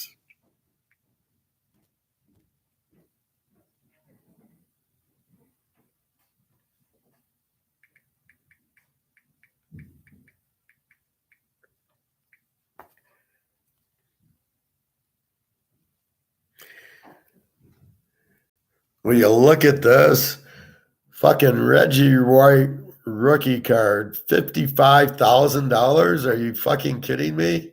I don't know if I have this card. I don't think I did. I didn't really go after Reggie White, but look at that price, $55,000. And you see how it's best offer. That's how you want to do an auction where you say best offer. Now, the question is this guy getting a 1099? I should probably ask him. If he doesn't, then we should sell our gold and silver on eBay, and we won't worry about a 1099. $55,000. But when you look at if you look at a PSA 9, it's $172. But when you look at a PSA 10, it's just amazing that this is why you got to get PSA 10s. A lot of these are PSA 7s.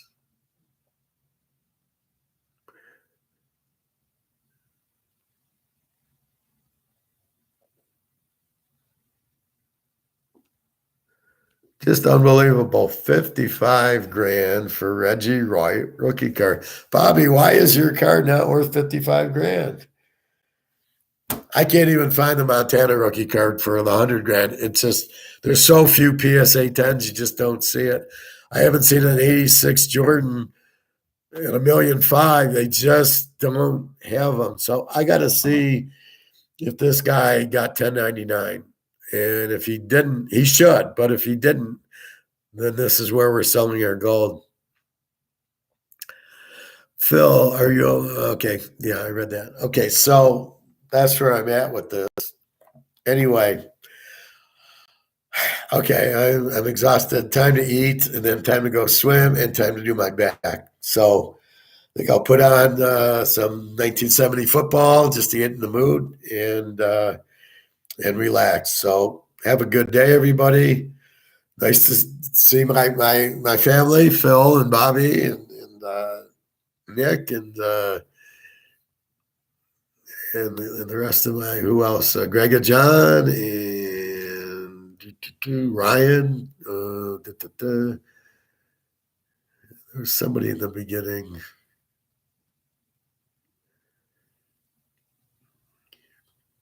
It was all Nick in the beginning.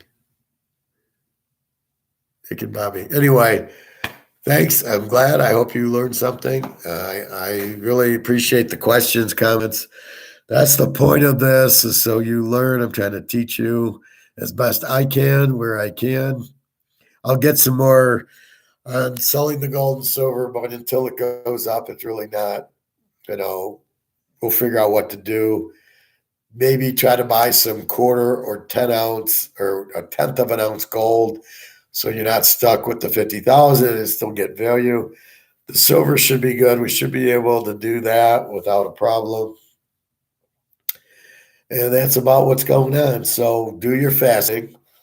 And you're really not fasting. You're eating lunch and dinner. You're just not eating breakfast, and you're really not eating after dinner, which you shouldn't anyway. And if you stay away from chips and Oreos and shit like that, and have some water or tea, you're not going to want to eat after. You go have 2 steaks for dinner. You're not going to be hungry at 9 o'clock. You're hungry when you have popcorn or whatever. So just stay away from your carbs. Just Go to the grocery store, fruits, veggies, and meat. That's it. Get your sauce, your dressings, marinate, use your lemons, use your olive oil. It's a piece of cake. It really is simple. It's healthy. My blood pressure is 124. It was 180. And I did nothing but just do this. So it works. You lose a lot of weight. You look thin. The girls like you. Everything. It's a very good healthy lifestyle. So follow the leader. The professor does not lead you down the wrong path. All right, everybody, have a great day. Thank you very much. www.teaserking.com. Our free pick: take the dog, Kansas City, with the over in the Super Bowl. If Kansas City goes -1 or 2, because they all know Bobby wants, Mahomes to win, they all jump on Bobby's way. Then we'll take the Eagles in 8. It should be a very close game. Should be high scoring. So go dog and go over. All right, everybody. Have a great day. www.teaserking.com. My email's there. If you'd like to email me, please do. All right. Thank you very much.